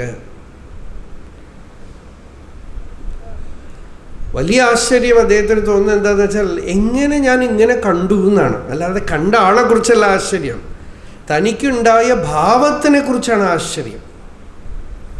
ശിവൻ അവൻ എന തേരിനൻ കാണുക, അത് ശിവനാണെന്ന് ഞാൻ കണ്ടു.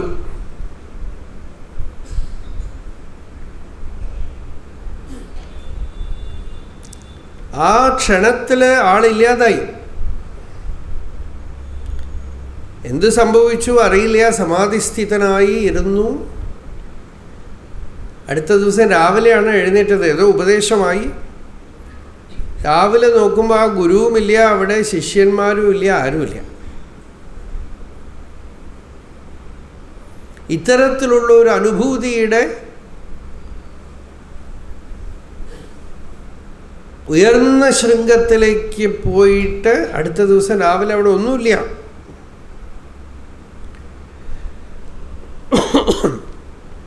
ഉള്ളിൽ തോന്നി ആ ഇരുന്ന സ്ഥലത്തിൽ ഒരു കോവിൽ കെട്ടണം, ഒരു മന്ദിരം പണിയണം.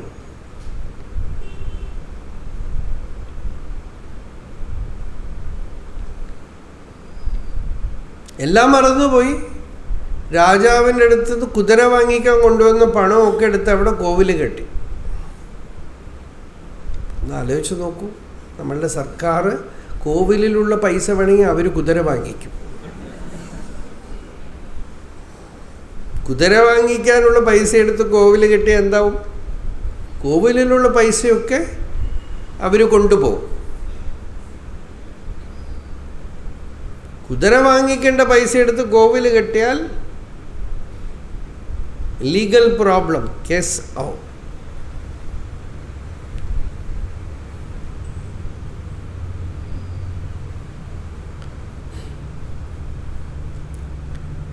കൂടെ വന്ന ആളുകളൊക്കെ വളരെ വേഗത്തിൽ, എല്ലാവരുടെ കൂടെയും കുറേ ശത്രുക്കളൊക്കെ ഉണ്ടാവുമല്ലോ, വേഗം ചെന്ന് രാജാവിൻ്റെ അടുത്ത് പറഞ്ഞു, കുതിര വാങ്ങിച്ചോ? എവിടെ കുതിര? എവിടെ? അവിടെ കോവിൽ, വലിയ കോവിൽ വന്നു, അമ്പലം കെട്ടി, കുതിര എവിടെ വാങ്ങിക്കാൻ? അമ്പലം, വലിയ അമ്പലം വന്നു. രാജാവ് എന്തു മൂഡിലുണ്ടായിരുന്നോ എന്തോന്നറിയില്ല, ഇവർ നല്ലവണ്ണം പോയി കൊളുത്തി വിട്ടിട്ടുണ്ടാവും. രാജാവിന് ദേഷ്യം വന്നു. ഇപ്പം തന്നെ പിടിച്ച് കെട്ടി ചങ്ങലക്കിട്ട് കൊണ്ടുവരാൻ പറഞ്ഞു. എല്ലാവരും പിടിച്ച് ഒരുപാട് ഉപദ്രവിച്ച്, അദ്ദേഹം ഈ ലോകത്തിലേ ഇല്ല. തനിക്ക് കണ്ട ദിവ്യദർശനം അലൗകിക മണ്ഡലത്തിലാണ്. ഒരുപക്ഷേ നോക്കൂ, അത് പിന്നെ പറയാം. പിടിച്ചു കൊണ്ടുവന്ന് ജയിലിലിട്ടു. ജയിലിലിരുന്നു, ഭഗവത് ധ്യാനത്തോടെ ഇരുന്നു. പക്ഷെ ബുദ്ധിമുട്ടുകളുണ്ട്. ബുദ്ധി. രാജാവിൻ്റെ ആളുകളുടെ ഉപദ്രവവും ഒക്കെ കാണുമ്പോൾ എന്തുത്തരം പറയും? എന്തുകൊണ്ട് ഈ കോവിൽ കെട്ടി എന്നൊക്കെ ചോദിച്ചാൽ എന്ത് പറയും? ഒന്നിനും ഉത്തരമില്ല. അപ്പോൾ സ്വപ്നത്തിൽ ഭഗവാൻ വന്ന് പറഞ്ഞു,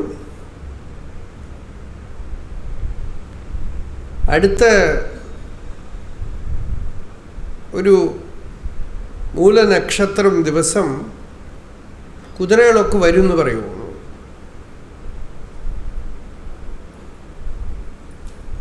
രാജാവിനോട് പറഞ്ഞു, ഈ നക്ഷത്ര ദിവസം കുതിരകളൊക്കെ വരും. എങ്ങനെ വരും? കൊണ്ടുവരും. അപ്പം നോക്കാമെന്ന് പറഞ്ഞു രാജാവ്. തൽക്കാലം ഉപദ്രവിക്കണില്ല. ആ ദിവസം പല ആളുകളും വന്ന് പറഞ്ഞു, ഒരുപാട് കുതിരകൾ വരുന്നുണ്ട് എന്ന് കേട്ടു. രാജാവ് വല്ലാതെ വിഷമിച്ചു. ഒരു ബ്രാഹ്മണൻ, മഹാവിദ്വാനായ ബ്രഹ്മരായൻ എന്ന് പട്ടമൊക്കെ കൊടുത്തു അവർ. അങ്ങനെയുള്ള ബ്രാഹ്മണനെ ഉപദ്രവിച്ചല്ലോ. അഴിച്ചുവിട്ട അദ്ദേഹത്തിനെ ഈ കുതിര കൊണ്ടുവരുമ്പോൾ അദ്ദേഹം ഉണ്ടാവണമല്ലോ. അതുകൊണ്ട് സബഹുമാനം ഓയിൻമെൻ്റൊക്കെ ഇട്ട് കൊടുത്തിട്ടുണ്ടാവും. കുറച്ച് ഒരുപാട് ബുദ്ധിമുട്ടിച്ചു. ഇപ്പം ഇത്തിരി ആശ്വസിപ്പിച്ചു, നമസ്കരിച്ചു, കൂട്ടിക്കൊണ്ടുവന്ന് ആ കുതിരയും കൊണ്ടുവരുന്ന ആള്, കുതിരക്കാരൻ,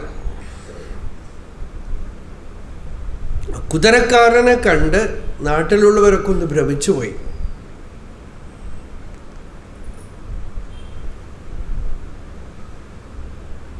കഥ പറയണ, കുതിരക്കാരൻ അവിടെ വന്ന് ഗംഭീരമായിട്ട് ആ കുതിരപ്പുറത്തിരുന്ന് വന്നു. ഇപ്പോഴും ആ ഉത്സവത്തിന് എങ്ങനെയാണ്, ആ കുതിരപ്പുറത്തിരുന്ന് വന്ന് സഭയിൽ വന്ന് ഇറങ്ങി ആ കുതിരയുടെ കടിഞ്ഞാണ് പിടിച്ച് രാജാവിൻ്റെ കയ്യിലേക്ക് അങ്ങനെ മാറ്റി ഇങ്ങോട്ട് കൊടുത്തു. അത്രയും.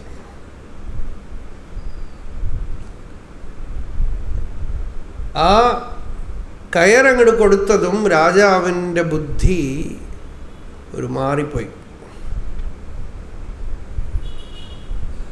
കുറച്ച് നേരത്തേക്ക് ഭ്രമിച്ചുപോയി.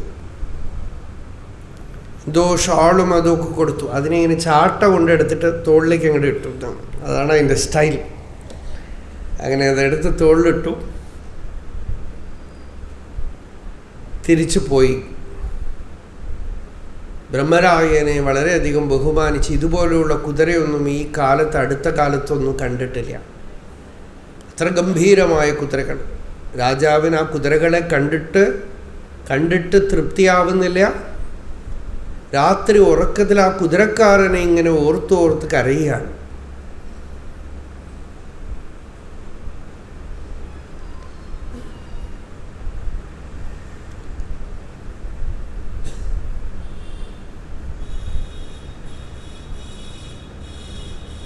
ഇത് കഴിഞ്ഞ് അടുത്ത അമാവാസ ദിവസം ആകുമ്പോഴേക്ക് കുതിരയൊക്കെ ലായത്തിൽ കൊണ്ട് കെട്ടിയിട്ടുണ്ടല്ലോ. ഈ കുതിരകളൊക്കെ തന്നെ നരികളായിട്ട് മാറി. അവിടെ ഉള്ള മിച്ചമുള്ള ഓരോരോ കുതിരകളെയും തിന്നിട്ട് നാട്ടിലിറങ്ങി ഓടി. കാട്ടിലുള്ള നരികളെയൊക്കെ പിടിച്ച് കുതിരയാക്കി കൊണ്ടുവന്നു എന്നാണ് കഥ. ഇതിപ്പോൾ എന്തിനാ ചെയ്ത് ആർക്കറിയും? ഒരു കാര്യം നേരെ ചൊവ്വ ചെയ്യാൻ പാടില്ല. ഏതോ കുതിര കൊണ്ടുവന്ന് കൊടുത്താൽ ശരി. അപ്പം എന്തായി? എന്തോ ബ്ലാക്ക് മാജിക്കാണ് നടന്നതെന്ന് പറഞ്ഞ് വീണ്ടും മാണിക്യവാചകർ ബ്രഹ്മരായനെ പിടിച്ചു. നോക്കൂ, സുഖം കൊടുത്തു, ദുഃഖം കൊടുത്തു, സുഖം കൊടുത്തു, ദുഃഖം കൊടുത്തു, പിടിച്ച് അടിച്ചു, ഒരുപാട് അടിച്ചു. ഈ സമയം ആ വൈഗൈ നദി മധുരയിൽ അതിങ്ങനെ കരപുരണ്ട് അങ്ങനെ ഫ്ലഡാവാൻ തുടങ്ങി. നാട്ടിൽ മുഴുവൻ വെള്ളമായി.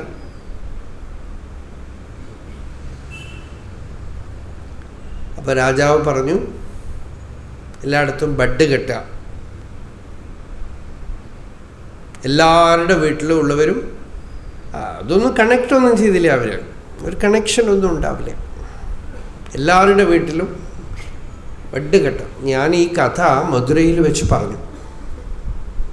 കുറച്ച് വർഷങ്ങൾക്ക് മുമ്പ് ഈ കഥ പറഞ്ഞു. അപ്പോൾ അന്ന് അവിടുത്തെ രമണ കേന്ദ്ര പ്രസിഡന്റ്, ഇപ്പോഴും അദ്ദേഹം തന്നെയാണ്, സോമസുന്ദരം, അദ്ദേഹം വന്ന് പറഞ്ഞു, കാഞ്ചി ജയേന്ദ്രസ്വാമികളെ അറസ്റ്റ് ചെയ്തല്ലോ. അത് കഴിഞ്ഞ് അന്നത്തെ ദിവസം വിജയേന്ദ്ര സരസ്വതി സ്വാമി, ഇപ്പോൾ ഉള്ള സ്വാമിയെ അറസ്റ്റ് ചെയ്തു. അന്നാണ് അറസ്റ്റ് ചെയ്തത്. അപ്പോൾ രണ്ടുപേരും അറസ്റ്റ് ചെയ്തു. ചന്ദ്രമൗളീശ്വര പൂജയൊക്കെ മുടങ്ങും. ആ അറസ്റ്റ് ചെയ്ത ദിവസമാണ് ഈ സുനാമി വന്നത്. അപ്പോൾ ആ സോമസുന്ദരോട് പറയായിരുന്നു, പെരിയവാളെ അറസ്റ്റ് പണിയിട്ടാളാം, കടൽ കൊന്തളിക്കരുത് എന്നൊക്കെ കഥ. അങ്ങനെ അതൊക്കെ ആയിട്ടാണ് വന്നത്. ആ സുനാമി വന്നതും ആ ദിവസമാണ്. അപ്പോൾ സാന്ദർഭികമായിട്ട് ഓർമ്മ വരുന്നു കഥ. ഇവിടെ എല്ലാവരുടെ വീട്ടിലും മഡ് കെട്ടണം. അപ്പോൾ ഒരു വയസ്സായ വൃദ്ധ, അവർക്ക് കുട്ടികളൊന്നുമില്ല, വന്ധ്യ, ഒരു വന്തി തന്നെയാണ് വിളിക്കണത്. അവർ കുട്ടികളൊന്നുമില്ല, അവർക്ക് വയസ്സായി കഴിഞ്ഞു. അവരെ കൊണ്ട് ചെയ്യാൻ പറ്റില്ലെങ്കിൽ ആൾ വയ്ക്കണമെന്നാണ്. അപ്പോൾ ഒരാൾ വന്നു, നല്ല ചെറുപ്പക്കാരൻ. ഈ വയസ്സായ ഈ പാർട്ടിയുടെ അടുത്തൊക്കെയാണ് ചെറുപ്പക്കാരൻ വരണത്, ബാക്കിയുള്ള സ്ഥലത്തൊക്കെ വയസ്സായ ആളാണ് വരുന്നത് കഥയിലൊക്കെ. നല്ല ചെറുപ്പക്കാരൻ ഒരാൾ വന്ന്, ഞാൻ വന്ന് ചെയ്തു തരാം, ഈ ബഡ് കെട്ടണതൊക്കെ ഞാൻ ചെയ്യാം. അപ്പോൾ ആ വൃദ്ധ പറഞ്ഞു, എൻ്റെ കയ്യിൽ പണമൊന്നുമില്ല. പണമൊന്നും വേണ്ട, ഇവർ പുട്ട് കച്ചവടമാണ് ചെയ്യണം. അപ്പോൾ കേടുവന്നു പോകുന്ന പുട്ട് മാത്രം എനിക്ക് തന്നാൽ മതി, ഈ ശരിക്ക് ഫാമിൽ വരാത്ത പുട്ട്. അപ്പോൾ ആ അമ്മ പറഞ്ഞു, ഞാനേ ഒരുപാട് വർഷമായി പുട്ടുണ്ടാക്കുകയാണ്, ഇതുവരെ ഒരു പുട്ടും എൻ്റെ അങ്ങനെ ഫാമിൽ വരാതെ ഒന്നും ഒരിക്കലും, ഒക്കെ കറക്റ്റായിട്ട് വരും, അതുകൊണ്ട് നല്ല പുട്ട് തന്നെ തരാമെന്നാണ്. ഇല്ല, അതിൽ നല്ലതായിട്ട് വരാത്ത പുട്ട് മാത്രം എനിക്ക് തരാം, അത് ശാപ്പെട്ട ശേഷം ഞാൻ പണിയെടുക്കാമെന്നു. ആ അമ്മ പുട്ട് വയ്ക്കാൻ തുടങ്ങി. ഓരോ പാത്രത്തിലും ഒക്കെ ദ്രവിച്ചിട്ടാണ് വരണം, ഒന്നും നിൽക്കണില്ല. ഇവർ ആശ്ചര്യപ്പെട്ട് നോക്കി, ഞാൻ ഇത്ര കാലമായിട്ട് ഉണ്ടാക്കണു, ഇതുവരെ എങ്ങനെ ഉണ്ടായിട്ടില്ല, ഈ പുട്ടൊക്കെ കേടുവന്ന് പോകണം. ഇതൊക്കെ തിന്നിട്ട് ഇയാൾ പണിയെടുക്കണമില്ല, ബാക്കിയുള്ളവർ പണിയെടുക്കാനും സമ്മതിക്കണില്ല. അതിൻ്റെ ഇടയിൽ പോയി കൂത്താടി ഡാൻസ് ചെയ്ത് അവരെയൊക്കെ ഡിസ്റ്റർബ് ചെയ്ത്. അപ്പോൾ രാജാവിന് ദേഷ്യം വന്നിട്ട് ചാട്ട എടുത്തിട്ട് അടിച്ചു. അപ്പോൾ ആ അടി എല്ലാവരുടെ മേലെയും കൊണ്ടുവന്നാണ്. രാജാവിൻ്റെ മേലെ വീങ്ങി, സകല പേരുടെ മേലെ അടി കൊണ്ടു. ഒരു തിരുവിളയാടൽ. അപ്പോൾ രാജാവിന് ഒരു ക്ഷണനേരത്തേക്ക് ഭ്രമിച്ചു പോയി. അപ്പോൾ ഈ മുമ്പിൽ നിൽക്കുന്ന ആളും കൂത്താടിയും മറഞ്ഞുപോയി, സുന്ദരേശ്വര സ്വാമിയും മറഞ്ഞുപോയോ. അപ്പോൾ ഒരു അശരീരി വാക്ക് കേട്ടു, മാണിക്യവാചകരുടെ മഹിമയും വൈഭവവും ഒക്കെ. അപ്പോഴാണ് രാജാവ് മാണിക്യവാചകരെ തുറന്നു വിട്ടിട്ട്, അങ്ങ് തന്നെയാണ് എൻ്റെ മന്ത്രി എന്നൊക്കെ പറഞ്ഞു. മന്ത്രിയും വേണ്ട, രാജാവും വേണ്ട, ഈ രാഷ്ട്രീയവുമായിട്ടുള്ള കണക്ഷനേ എനിക്ക് വേണ്ട എന്ന് പറഞ്ഞിട്ട് പോണത്. അപ്പോൾ ആണ് ഈ തിരുവാചകം എഴുതുമ്പോൾ ഈ ഇൻസിഡൻ്റൊക്കെ പറഞ്ഞിട്ട് പറയണത്. അദ്ദേഹം തന്നെ പറഞ്ഞ കഥകളാണ്, പറഞ്ഞിട്ടുണ്ട്. പറയണത്, എന്നെ ഒരാളെ സന്യാസിയാക്കാൻ വേണ്ടിയിട്ട് മുനിസിപ്പാലിറ്റിയിൽ കരടി ഓടുകയും വേറെ എന്തെങ്കിലുമൊക്കെ വഴിയില്ലേ ഉള്ളെന്ന് തോന്നിച്ച് ആളുകൾ തന്നെ ചോദിക്കും, ഈ വഴിയേ ഉള്ളൂ, ഇങ്ങനെയൊക്കെ ആവണോ, നേരെ ചൊവ്വേ ആയാൽ പോരെ, നേരെ ചൊവ്വേ അങ്ങനെ ആക്കിയാൽ പോരെ.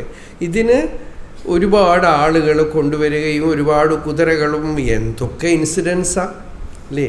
തിരുപ്പടയഴിച്ചി എന്നാണ് അതിന് പേര്. അതായത് ഒരു ചെറിയ ഒരാൾക്ക് ഭഗവത് പ്രാപ്തി ഉണ്ടാക്കാനായിട്ട് ഒരു തിരുപ്പടൈ എന്ന് വെച്ചാൽ ഒരു വലിയ സൈന്യമേ വന്നു എന്നാണ്.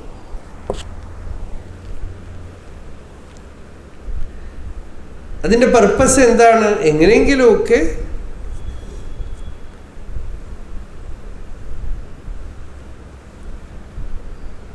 മാണിക്യവാചകരെ ഈ രാജാവിൻ്റെ മന്ത്രി പോസ്റ്റിൽ നിന്നും ജോലിയില്ലാതെ പണിയില്ലാതെ ആക്കണം. അതാണ്. അതിനു വേണ്ടി ഇത്രയൊക്കെ ചെയ്തു. അപ്പോൾ ദയവ് ചെയ്ത് കൃപ വേണം കൃപ വേണം പറയരുത്. ഭംഗിയായിട്ട് ജപം, ധ്യാനം, ആത്മവിചാരമൊക്കെ ചെയ്യുക, അതാണ് കൃപ. ലോ പൊട്ടൻസി ഹോമിയോപ്പതി ക്യാപ്സൂൾ പോലെയുള്ള കൃപയാണതൊക്കെ. ജപിക്കാൻ സാധിക്കുക, ധ്യാനിക്കാൻ സാധിക്കുക, ഗ്രന്ഥങ്ങൾ അറിഞ്ഞ് ജ്ഞാനവിചാരം ചെയ്യുക, ഇതൊക്കെ കമ്പാരിറ്റീവ്ലി വളരെ മൈൽഡ് പാത്താണ്. കൃപ എന്നൊക്കെ പറഞ്ഞ് വിളിച്ചാണ്ടല്ലോ തൂണൊക്കെ പൊട്ടിച്ചൊക്കെ വരും. എല്ലാവരും ചാഞ്ഞു വരെ ഇരിക്കുന്നുണ്ട് ഓരോ തൂണിൽ. അതിൻ്റെ ഉള്ളിൽ നിന്നൊക്കെ വന്നാൽ ആലോചിച്ച് നോക്കാം, അതാണ് കൃപ. പിച്ചി ചീന്തി കളയുക എന്നൊക്കെ പറയുമ്പോൾ നമ്മൾക്ക് പലരുടെയും ജീവിതത്തിൽ കാണാം. നമുക്ക് ഇങ്ങനെ അവരുടെ ജീവിതമൊക്കെ താറുമാറായിട്ടൊക്കെ പോയാൽ ആർക്ക് സഹിക്കാനൊക്കും? എത്ര പേർക്ക് താങ്ങാൻ പറ്റും അല്ലേ? അപ്പോൾ കൃപ, ശാസ്ത്രം കൃപയാണ്, ഗുരു കൃപയാണ്, ജ്ഞാനം കൃപയാണ്, സാധന കൃപയാണ്. നമ്മളെ കൊണ്ട് ചെയ്യാവുന്ന ആ ലോ പൊട്ടൻസിയിൽ ചെയ്തുകൊണ്ട് പോണതും കൃപയാണ്. അല്പമായി പ്രതിദിനം കുറച്ച് കുറച്ചായി ധ്യാനം, ജപം, അനുഷ്ഠാനം എന്ന് പറഞ്ഞുകൊണ്ട് പോണതും കൃപയാണ്. അത് ചെയ്യാം. ഇല്ലെങ്കിൽ എന്നെ അഴിത്തിപ്പോതനെ കനവാവിടിൽ ഇതുവോ ആൺമൈ അരുണാചൽ. ഒരു സ്ത്രീയെ കല്യാണം കഴിക്കാമെന്ന് പറഞ്ഞ് പിടിച്ച് വലിച്ചു കൊണ്ടുവന്നിട്ട് അവസാനം വിട്ടിട്ട് പോകുന്ന പോലെ അത്രയും മോശമായ ഒരു ദൃഷ്ടാന്തം കൊടുക്കുകയാണ്. എൻ്റെ ലൗകിക ജീവിതമൊക്കെ താറുമാറാക്കി ഒന്നിനും കൊള്ളാതാക്കിയിട്ട് ഇപ്പം എനിക്ക് ആ ഐക്യം തന്നിട്ടില്ലെങ്കിൽ ഇതാണോ നിൻ്റെ കൃപയുടെ പൗരുഷം എന്ന്? പുരുഷൻ എന്നാണല്ലോ വിളിക്കുന്നത് ഭഗവാനെ. കൃപയുടെ പൗരുഷം ഇതാണോ? ഇതുവോ ആൺമൈ അരുണാചലം. എന്നെ വേറെ ഒന്നും ചെയ്യാൻ കൊള്ളാതാക്കി തീർത്തു എന്ന് വെച്ചാൽ സർവസംഗ പരിത്യാഗിയാക്കി തീർത്തു. അതിലൊരു കുറയൊന്നും ഉണ്ട് എന്ന് പറയണില്ല. അണ്ണാമലയായി അടിയേனை ആണ്ട അன்றே ആവി ഉടൽ കൊണ്ടായി എനക്കോർ കുறை ഉണ്ടോ குறையும் குணமும் நீயல்லால் எண்ணேன் இவற்றை என் உயிரே எண்ணம் எதுவோ அது செய்வாய் கண்ணே உந்தன் கழலினையில் காதல் பெருக்கே தருவாயே. അണ്ണാമലയായി അടിയേനെ ആണ്ട അன்றേ അരുണാചലമായിട്ട് എൻ്റെ ജീവിതത്തിൽ വന്ന് എന്നെ എപ്പോൾ പിടിച്ചെടുത്തുവോ ആ ദിവസം തന്നെ, അപ്പോൾ തന്നെ ആവി ഉടൽ കൊണ്ടായി എൻ്റെ മനസ്സും ശരീരവും അങ്ങയുടെ ആയിത്തീർന്നു. അഥവാ എൻ്റെ ശരീരത്തിൽ ഒരു ഭൂതം പിടിക്കുന്ന പോലെ പിടിച്ചു എന്നാണ്. ആവി ഉടൽ കൊണ്ടായി എനക്ക് ഓർ കുறை ഉണ്ടോ? എനിക്കിപ്പോൾ എന്ത് കുറയാ ഉള്ളത്? എനിക്ക് ഒരു കുറവുമില്ല. എണ്ണം എതുവോ അതു ചെയ്വായി. ഭക്തൻ്റെ ആറ്റിറ്റ്യൂഡ് അതാണ്. എന്ത് വേണമെങ്കിൽ ചെയ്തോളൂ എന്നാണ്. എങ്ങനെ വേണമെങ്കിൽ ആവട്ടെ.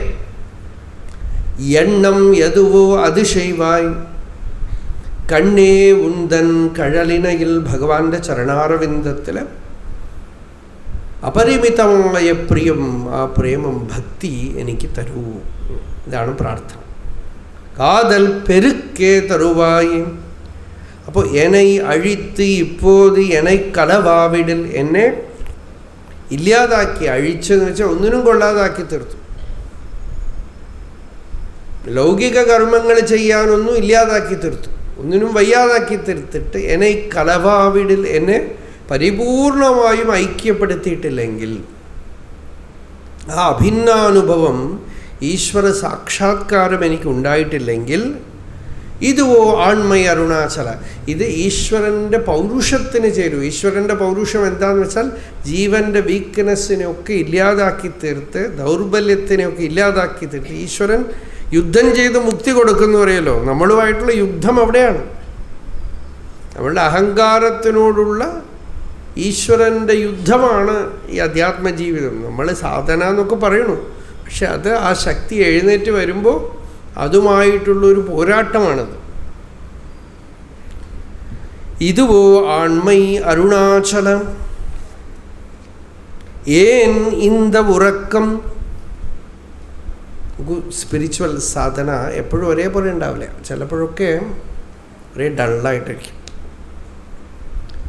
അറിയാത്ത ആളുകൾ വിഷമിക്കും. അതുകൊണ്ടാണ് എല്ലാ സ്റ്റെപ്പിലും ഗൈഡൻസൊക്കെ വേണ്ടി വരുന്നത്. ആരെങ്കിലും പറഞ്ഞു തരേണ്ടി വരും. നമ്മൾ സിൻസിയർ ആണെങ്കിൽ ആരെങ്കിലും വരും. ചിലപ്പോൾ പുസ്തകത്തിൽ നിന്ന് കിട്ടും, ആരെങ്കിലുമൊക്കെ പറഞ്ഞു തരും. ചില സമയത്ത് മഴ പെയ്യും, ചില സമയത്ത് വേനലാണ്, ചില സമയത്ത് വരണ്ട കാലാവസ്ഥയാണ്. അതുപോലെയാണ് ഉള്ളിൽ ചിലപ്പോൾ വരണ്ട് ഡ്രൈ ആയിട്ടിരിക്കും. എപ്പോഴും ഒരു ഭാവസമാധി സ്ഥിതിയിലൊന്നും ഇരിക്കില്ല. എന്താണെന്ന് വെച്ചാൽ സത്വഗുണം, രജോ ഗുണം, തമോ ഗുണം, ഈ 3 ഗുണങ്ങളും മാറി മാറി വരും. പ്രകാശം ച പ്രവൃത്തിം ച മോഹമേവ ച പാണ്ഡവ ന ദ്വേഷ്ടി സംപ്രവൃത്താനി ന നിവൃത്താനി കാംക്ഷതി. പ്രകാശം, പ്രവൃത്തി, മോഹം, ഇത് 3 മാറി മാറി വന്നുകൊണ്ടിരിക്കും. അതിൽ ഒന്നിനോട് അറ്റാച്ച്ഡ് ആവുകയോ ഒന്നിനെ വെറുക്കുകയോ ഒന്നും ചെയ്യുന്നില്ല. തത്വവിത്ത് സാക്ഷിയായിട്ടിരിക്കും, ഉദാസീനനായിട്ടിരിക്കുന്നു, നിസ്സംഗനായിട്ടിരിക്കുന്നു. അപ്പോൾ ഈ അറിവൊക്കെയാണ് ഭക്തിയുടെ മുഖ്യത്വം. അതില്ലെങ്കിൽ അപ്പോൾ വിഷമിക്കും. അപ്പോൾ ഏനിന്ത ഉറക്കം, ഉള്ളിൽ ആ അനുഭൂതിയുടെ പ്രകാശമില്ലാതെ ഇരിക്കുമ്പോൾ ഭക്തൻ ചോദിക്കുകയാണ്, എന്താ അരുണാചലേശ്വര ഉറങ്ങുകയാണോ? കാണാനില്ല. ഉള്ളിൽ ആ ഭഗവത് പ്രകാശം അറിയപ്പെടുന്നില്ല. ഏനിന്ത ഉറക്കം, നീ ഉറങ്ങാണോ? എന്നെ ഈ പിറർ ഇഴുക്ക, ലോകത്തിലുള്ളവരൊക്കെ എന്നെ വലിച്ചുകൊണ്ട് പോകണു. പല വിഷയങ്ങൾ എന്നെ വലിച്ചു കൊണ്ടുപോകുന്നു. കണ്ണൊരു വശത്തേക്ക്, ചെവിയൊരു വശത്തേക്ക്, മൂക്കൊരു വശത്തേക്ക്, നാവൊരു വശത്തേക്ക്. ബഹ്വ്യസപത്യൈവ ഗേഹപതിം ലുനന്തി എന്ന് ഭാഗവതം. വീട്ടിലുള്ള ഗൃഹസ്ഥനെ ഉറങ്ങിക്കിടക്കുമ്പോൾ വീട്ടിലുള്ള ഒരു 5 കല്യാണം കഴിച്ചു അത്ര ഒരാൾ. അയാളുടെ സ്ഥിതിയാണ് ഒരേ തല്ല്, അടി, ബഹളം. ഒരു കള്ളൻ ഒരു ചെട്ടിയാരുടെ വീട്ടിൽ കക്കാൻ പോയി. കക്കാൻ പോയിട്ട് കട്ടൊന്നുമില്ല, കക്കാൻ പറ്റിയില്ല. രാവിലെ ആയപ്പോൾ അയാളെ പിടിച്ചു. അപ്പോൾ അയാൾ ഗ്രാമത്ത് പഞ്ചായത്തിൽ കൊണ്ട് നിർത്തിയിട്ട് ചോദിച്ചു, നീ എന്തിനാ വന്ന് വെച്ചു? കക്കാൻ. മോഷണം ചെയ്തോ? ഇല്ല. എന്തേ ചെയ്യാൻ പറ്റിയില്ല. എന്തേ മോഷണം ചെയ്യാൻ പറ്റാതെ? ഇവർ ഉറങ്ങിയിട്ട് വേണ്ടേ ഞാൻ മോഷണം ചെയ്യാൻ.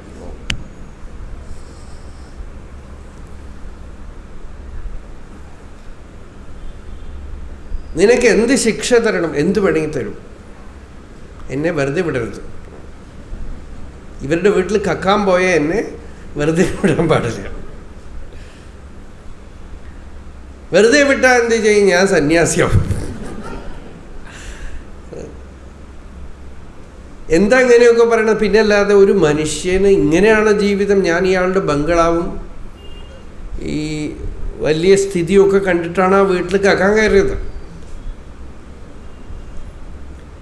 ഇയാൾ ഒന്നല്ല 5 കല്യാണം കഴിച്ചിട്ടുണ്ട്. രാത്രി മുഴുവൻ ഉറങ്ങണ്ടേ, ഒരേ ബഹളം. അത് കണ്ടതോടുകൂടെ എനിക്ക് ജീവിതത്തിൽ വെറുത്തുപോയി. ആദ്യമായിട്ടാണ് ഒരു നല്ല മോഷണത്തിനായിട്ട് ഞാൻ ഇറങ്ങിയത്. ഇങ്ങനെയാണ് മോഷണമെങ്കിൽ ഇനി എനിക്ക് മോഷണം വേണ്ട എന്ന് പറഞ്ഞ് ആ കള്ളൻ വൈരാഗ്യനായിട്ട് പോയിത്രേ. ഇതാണ് കഥ. ബഹ്വ്യസപത്യൈവ ഗേഹപതിം ലുനന്തി. അപ്പോൾ ഏൻ இந்த ഉറക്കം എന്നെ പിറരിഴുക്ക, എന്നെ ലോകത്തിലുള്ളവരൊക്കെ വലിച്ചു കൊണ്ടുപോകുന്നു. ഭഗവാനെ അവിടുന്ന് ഉറങ്ങിക്കിടക്കാണോ? ഇത് ഉനക്ക് അഴകോ അരുണാചല, അരുണാചല ഇത് നിനക്ക് അഴകാണോ? ഇത് നിനക്ക് ഭംഗിയാണോ?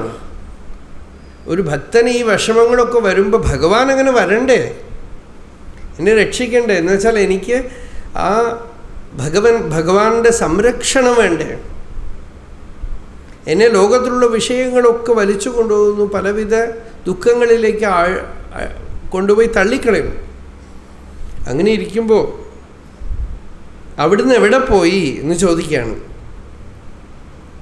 ഇതൊക്കെ ഭഗവാനോട് ചോദിക്കാം. ഉള്ളിൽ പ്രാർത്ഥനയാണ്. ഏനിന്ത ഉറക്കം എന പിറരെഴുക്ക ഇത് ഉനക്കഴഹോ അരുണാചല. ഇത് അരുണാചല നിനക്ക് അഴകാണോ എന്ന് വെച്ചാൽ ഇത് നിനക്ക് ചേരുമോ? ഇത് ഭഗവാന് ചേരാത്ത കാര്യമാണ് എന്ന് വെച്ചാൽ ഉറക്കം എന്ന് വെച്ചാൽ ഉള്ളിലെ അനുഭൂതിയില്ലായ്മ, ആത്മാനുഭവം ഇല്ലായ്മ, ഉള്ളിലെ ആ സമാധിസ്ഥിതി ഇല്ലായ്മ എന്തുകൊണ്ടാണ്? അതും ഇല്ലാത്തത് കൊണ്ടാണല്ലോ മനസ്സ് പൊന്തി വരുന്നത്. മനസ്സ് പൊന്തി വരുന്നത് കൊണ്ടാണ് പല വിഷയങ്ങളിൽ ആകർഷണം വരുന്നത്. ആ വിഷയങ്ങളൊക്കെ നമ്മളെ ഇഴുക്കൊന്നുമില്ല, വലിക്കൊന്നുമില്ല. അപ്പം മൊബൈലിൽ നമ്മളെ പിടിച്ച് വലിക്കും,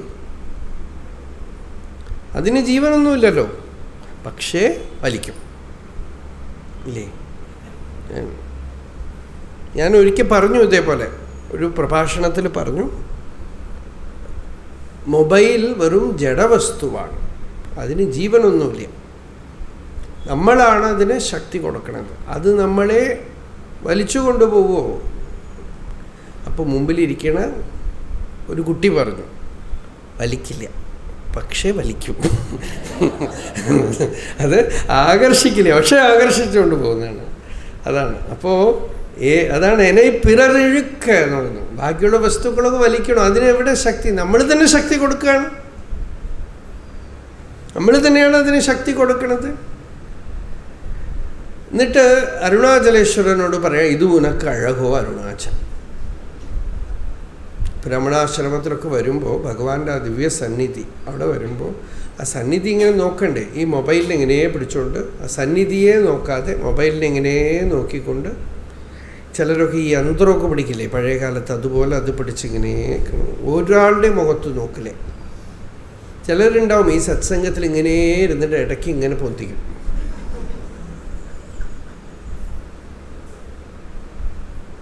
പിറരിഴുക്ക എന്തൊക്കെയോ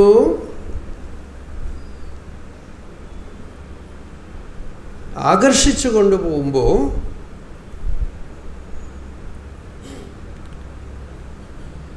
ഞാനതിൽ പെട്ടുപോകുന്നത് എൻ്റെ ദോഷമാണ്, എൻ്റെ ദോഷമല്ല എന്നാണ് ഭഗവാനോട് പറയുന്നത്. അത് ശരിയാണ്.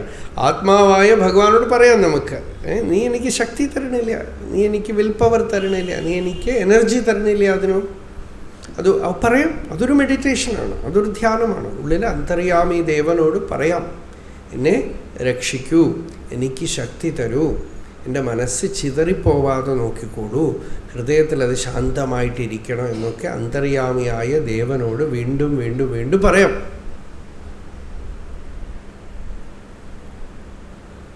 ഇത് ഉനക്ക് അഴകോ അരുണാചല. അപ്പം അടുത്ത പാട്ട് നോക്കൂ. ஐம்புல கள்வர் அகத்தினிற் புகும்போது അഹത്തിനിയില്ലയോ അരുണാചല. 5 ഇന്ദ്രിയങ്ങളിലൂടെയും കള്ളന്മാർ ഉള്ളിലേക്ക് പോവാണ്. കള്ളന്മാർ വീട്ടിലേക്ക് പോകണമെങ്കിൽ ഓണർ വീട്ടിലില്ല എന്നർത്ഥം. തിരുവനന്തപുരത്ത് ഒരിക്കൽ സപ്താഹം ചെയ്യുമ്പോൾ അവിടെ പറഞ്ഞു, കോട്ടയുടെ അകത്ത് അവിടെ ഒരു വീട്ടിൽ 1.5 വർഷമായിട്ട് കള്ളന്മാർ താമസാത്ര എന്നുവെച്ചാൽ ആരുമില്ല. അടുത്ത വീട്ടുകാരൊക്കെ കണ്ടോണ്ടേ ഇരിക്കണ്ടേ, അവിടെ വെളിച്ചമൊക്കെ കണ്ട്, എന്നാലെങ്കിലുമൊക്കെ അറിയണ്ടേ. ഒരു പറയാ 1.5 വർഷം കഴിഞ്ഞിട്ടാണ് ആരോ ഉണ്ടെന്ന് വിചാരിച്ചു. പിന്നെയാണ് മനസ്സിലാവുന്നത് താമസമാണ് അവിടെ.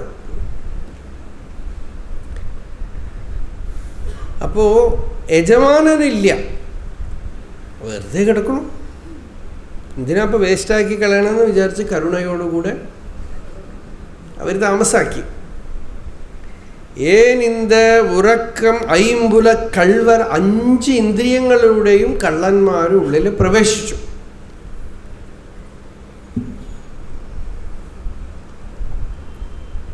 അഹത്തിനിയില്ലയോ അരുണാചല. അരുണാചല ഉള്ളില് നീ ഇല്ലേ? ഉള്ളിൽ യജമാനനില്ലെങ്കിലാണല്ലോ വരുവാ. ഉള്ളിൽ നീ ഇല്ലേ എന്നാണ്. എൻ്റെ ഉള്ളിൽ ഇവരൊക്കെ എങ്ങനെ പ്രവേശിക്കണു? ഉള്ളിൽ നീ ഇല്ലേ? ഒരു സാധകൻ ചോദിക്കുന്ന ചോദ്യം പോലെ ഉണ്ടാവും അല്ലേ? നോക്കൂ, അടുത്ത പാട്ട് അതിന് ഉത്തരമാണ്. ഇത്രയും പാട്ടുകൾക്കുള്ള ഉത്തരമാണ് അടുത്ത പാട്ട്. ഒരുവനാമുന്നൈ ഒളിത്ത് എവർ വരുവാർ ഉൻ ശൂതേ ഇത് അരുണാചൽ.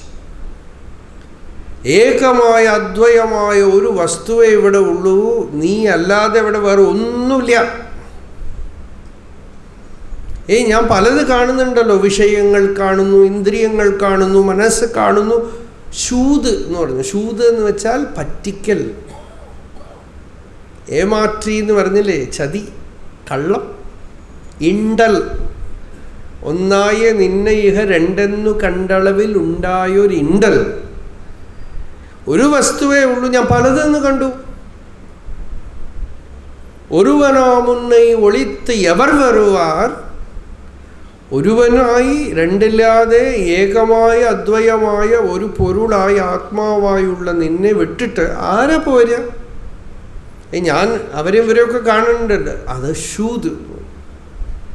സ്ത്രീകളുണ്ട്, പുരുഷന്മാരുണ്ട്, കുട്ടികളുണ്ട്, വയസ്സായ ആളുകളുണ്ട്. നമ്മൾ പറയണം, ഉപനിഷത്ത് പറഞ്ഞു ശിവൻ സ്ത്രീയായിട്ടിരിക്കുന്നു, ശിവൻ പുരുഷനായിട്ടിരിക്കുന്നു, ശിവൻ കുമാരനായിട്ടിരിക്കുന്നു, ശിവൻ കുമാരിയായിട്ടിരിക്കുന്നു.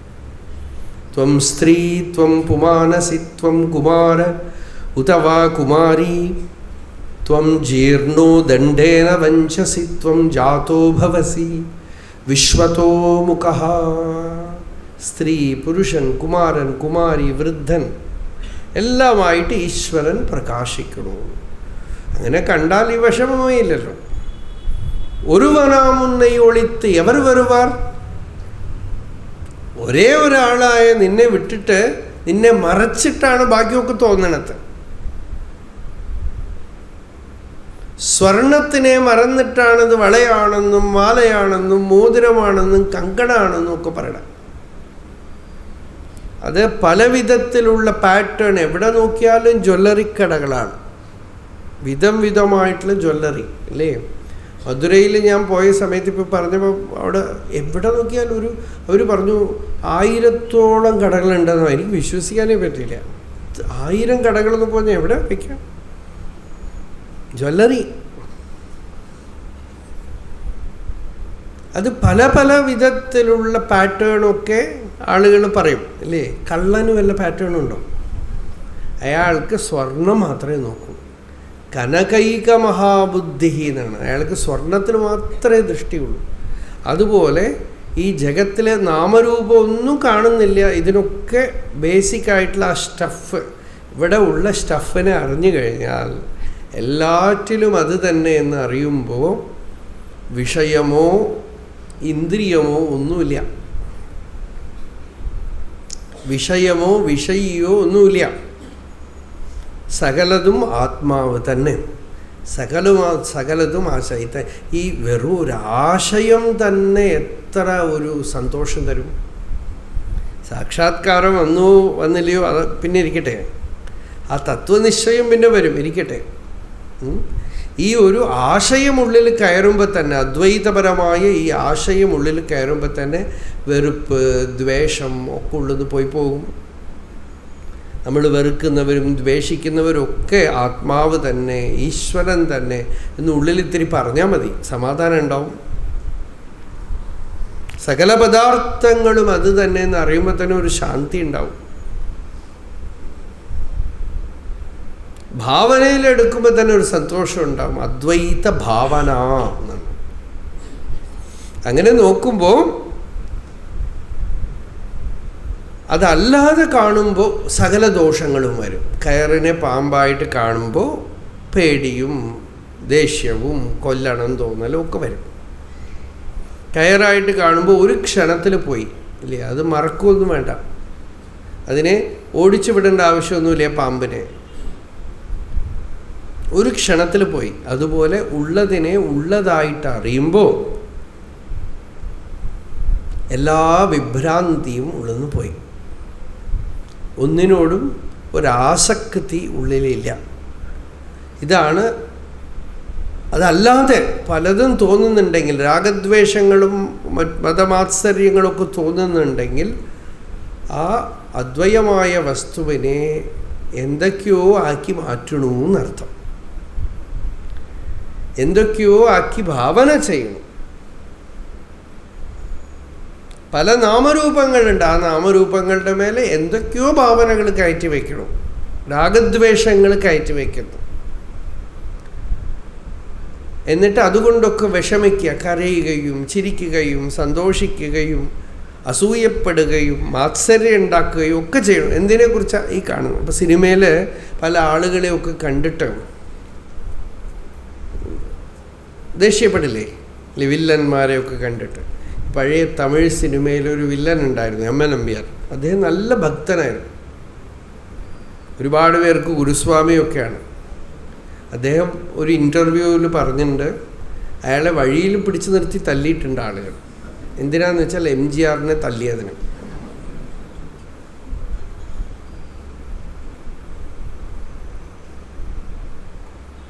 ഈ കാണുന്നത് അതേപടി വിശ്വസിച്ച് പാവം അയാളുടെ എതിരെ വെറുപ്പ്. അപ്പോൾ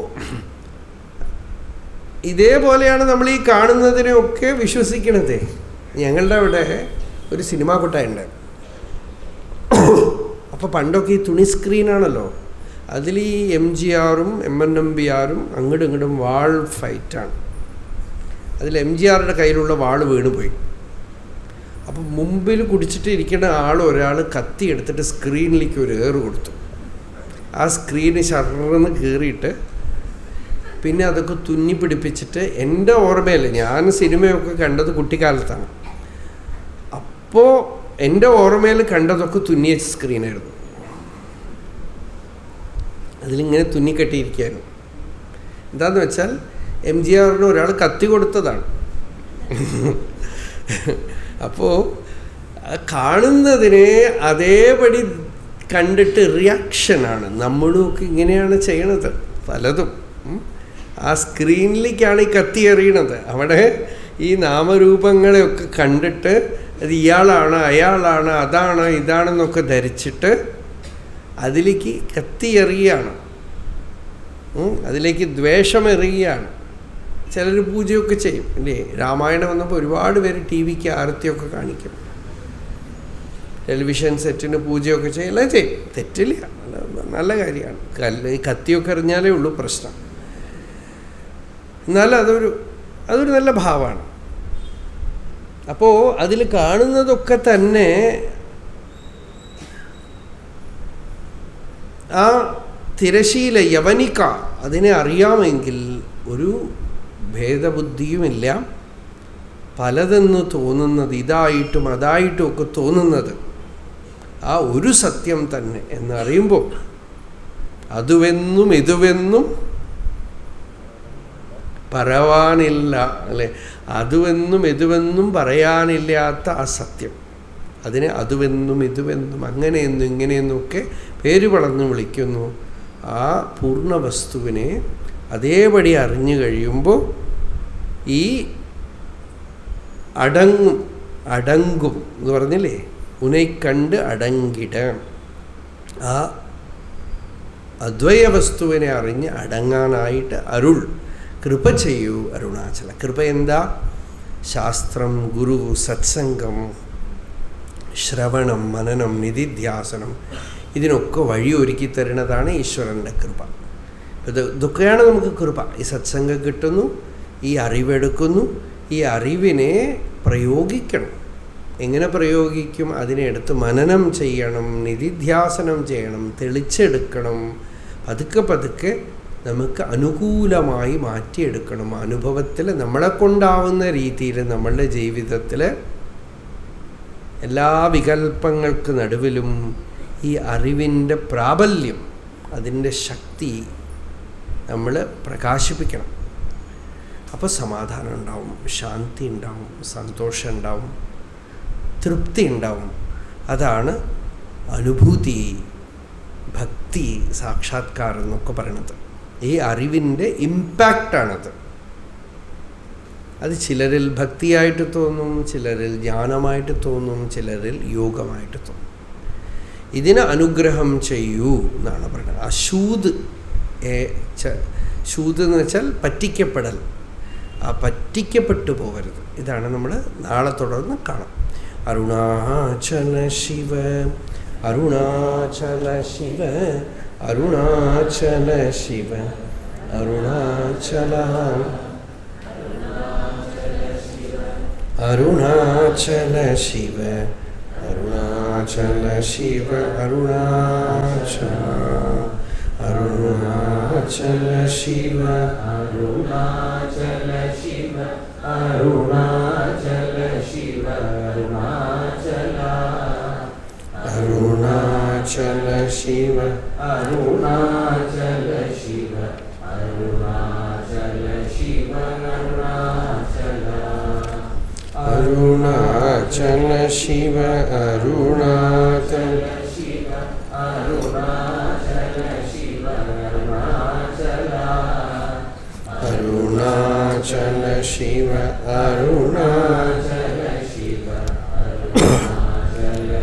अरुणाचल अरुणाचल शिव अरुणाचल शिव अरुणाचल शिव अरुणाचल अरुणाचल शिव अरुणाचल शिव अरुणाचल शिव अरुणाचल अरुणाचल शिव अरुणाचल शिव अरुणाचल शिव अरुणाचल अरुणाचल शिव अरुणाचल शिव अरुणाचल शिव अरुणाचल अरुणाचल शिव अरुणाचल शिव अरुणाचल शिव अरुणाचल अरुणाचल शिव अरुणाचल शिव अरुणाचल शिव अरुणाचल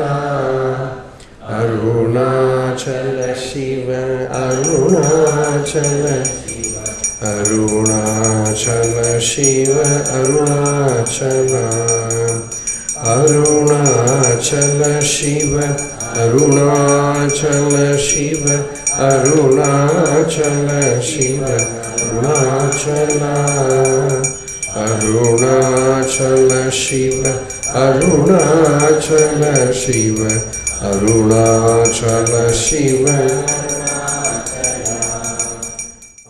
अरुणाचल शिव अरुणाचल शिव अरुणाचल शिव अरुणाचल अरुणाचल शिव अरुणाचल शिव अरुणाचल शिव अरुणाचल अरुणाचल शिव अरुणाचल शिव अरुणाचल शिव अरुणाचल यतो आत्मा भवसि त्वमेव ततो न वाच्यं मम किञ्चिदस्ति यथा तवेष्टं कुरु मां तथैव त्वाम् आत्मनाथम्